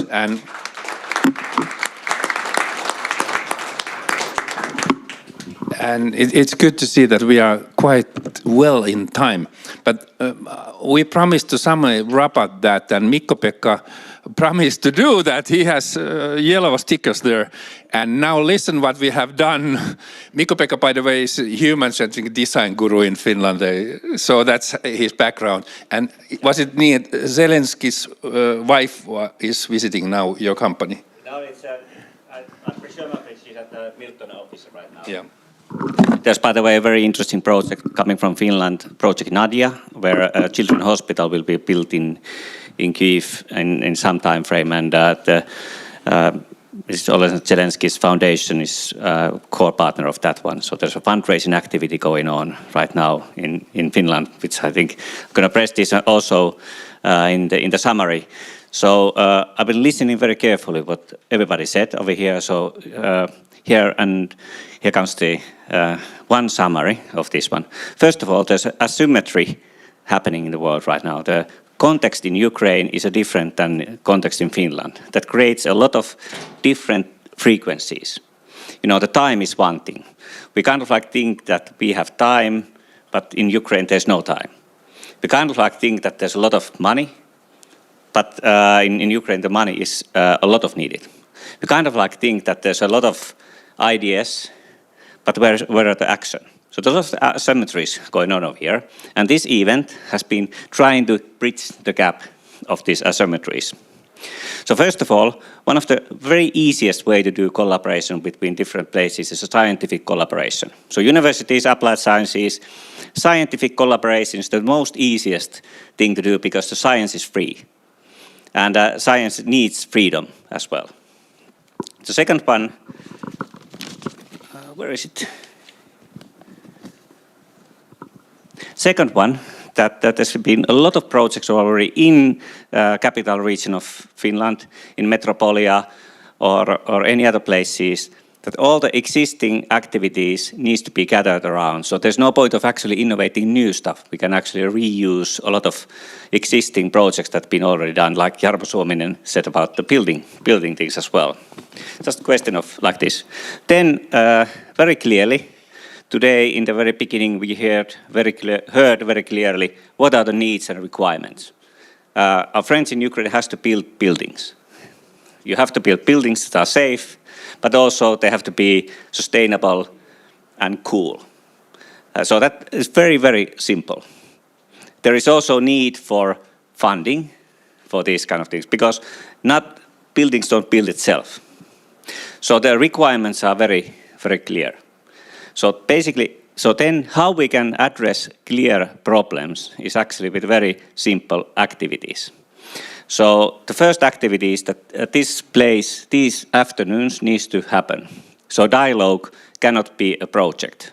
Dialogue is a constant activity. So basically for you, Kari, what is the next time we get together and talk? Yeah. That's one. 2 months. Good. The second one, this is a challenge to Finnish entities. That I'm challenging all the Finnish entities, companies and organizations. The way to go to the Ukrainian market is not happening here. You have to go to the Ukraine.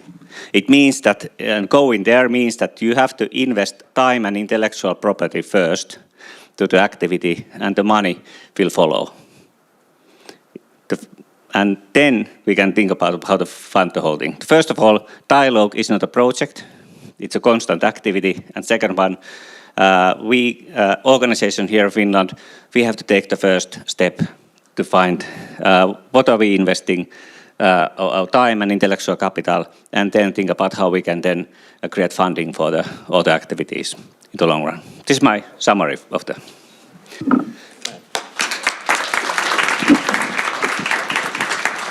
Thank you, Mikko-Pekka, once again. That was clear. We just follow it. And all these presentations and the video there will be shared. And if you register to the platform, then the people are there and we have a starting point. And as Mikko-Pekka said, that now we have to decide when is the next time. And we said already that it's before the summer. I don't know where is the line of summer, but before the summer. But I think that now it's time to say, please come here, and Laila, come here too. Thanks for you all. First of all you who came from Ukraine, you are with us. That was wonderful. I know that there are still a lot of things with you. You are halfway now. It's a good start. And thanks for all the presenters, so that we had over 20 presentations, and then extra 15 then still, and etc. And all the audiences, and those people who are somewhere online. I know that there are people, there were about 25 who registered through the net. thanks for you that you have been following. But now I think that I give word to you too, so that there has plenty of people who have been active. I have to say first that City of Espoo Aalto people, which you saw yesterday, they helped us quite a lot, etc. But perhaps most of this event happened in Metropolia, please. Thank you, Kari. Thank you very much. I have actually a couple of things. One is thank and another is promotion. Maybe I will do first the promotion. So we have Deal Room platform where the connection and the work will continue. So please, all of you who are here, please register to the Deal Room platform. Here is the QR code.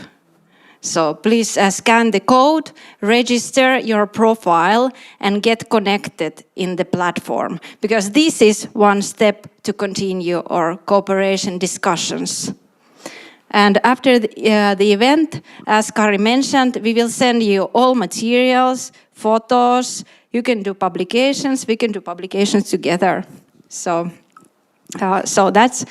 And another thing is that I want to thank everybody who has been involved in here, Lada, and the whole team of Smart and Creative City, dear colleagues, and all the other IT people. You are like super dudes. So, and all the others as well. And guests, thank you for coming such a long road here to Finland. It's because without you, that could not be possible what we have today. And of course, all of you, all the participants, thank you for being here. This is really valuable to us. Thank you for enjoying our smart campus. Yes, thank you. Yeah, Laila. Thank you. It has been such a pleasure to be in this event and work with all those our companies. And for the city of Vantaa, I invite our delegation tomorrow to come to Vantaa Vocational College Varia first, and then we will meet also people in Metropolia Myyrmäki campus. So the party continues tomorrow. Thank you for everyone. And was it so that the Helsinki things continue now? City of Helsinki. Yes, with our Ukrainian guests, we will still continue. Oh no, so sorry. Yeah. But thanks. Have a safe trip back home, wherever you live. We see, I think, within quite soon. So, thanks.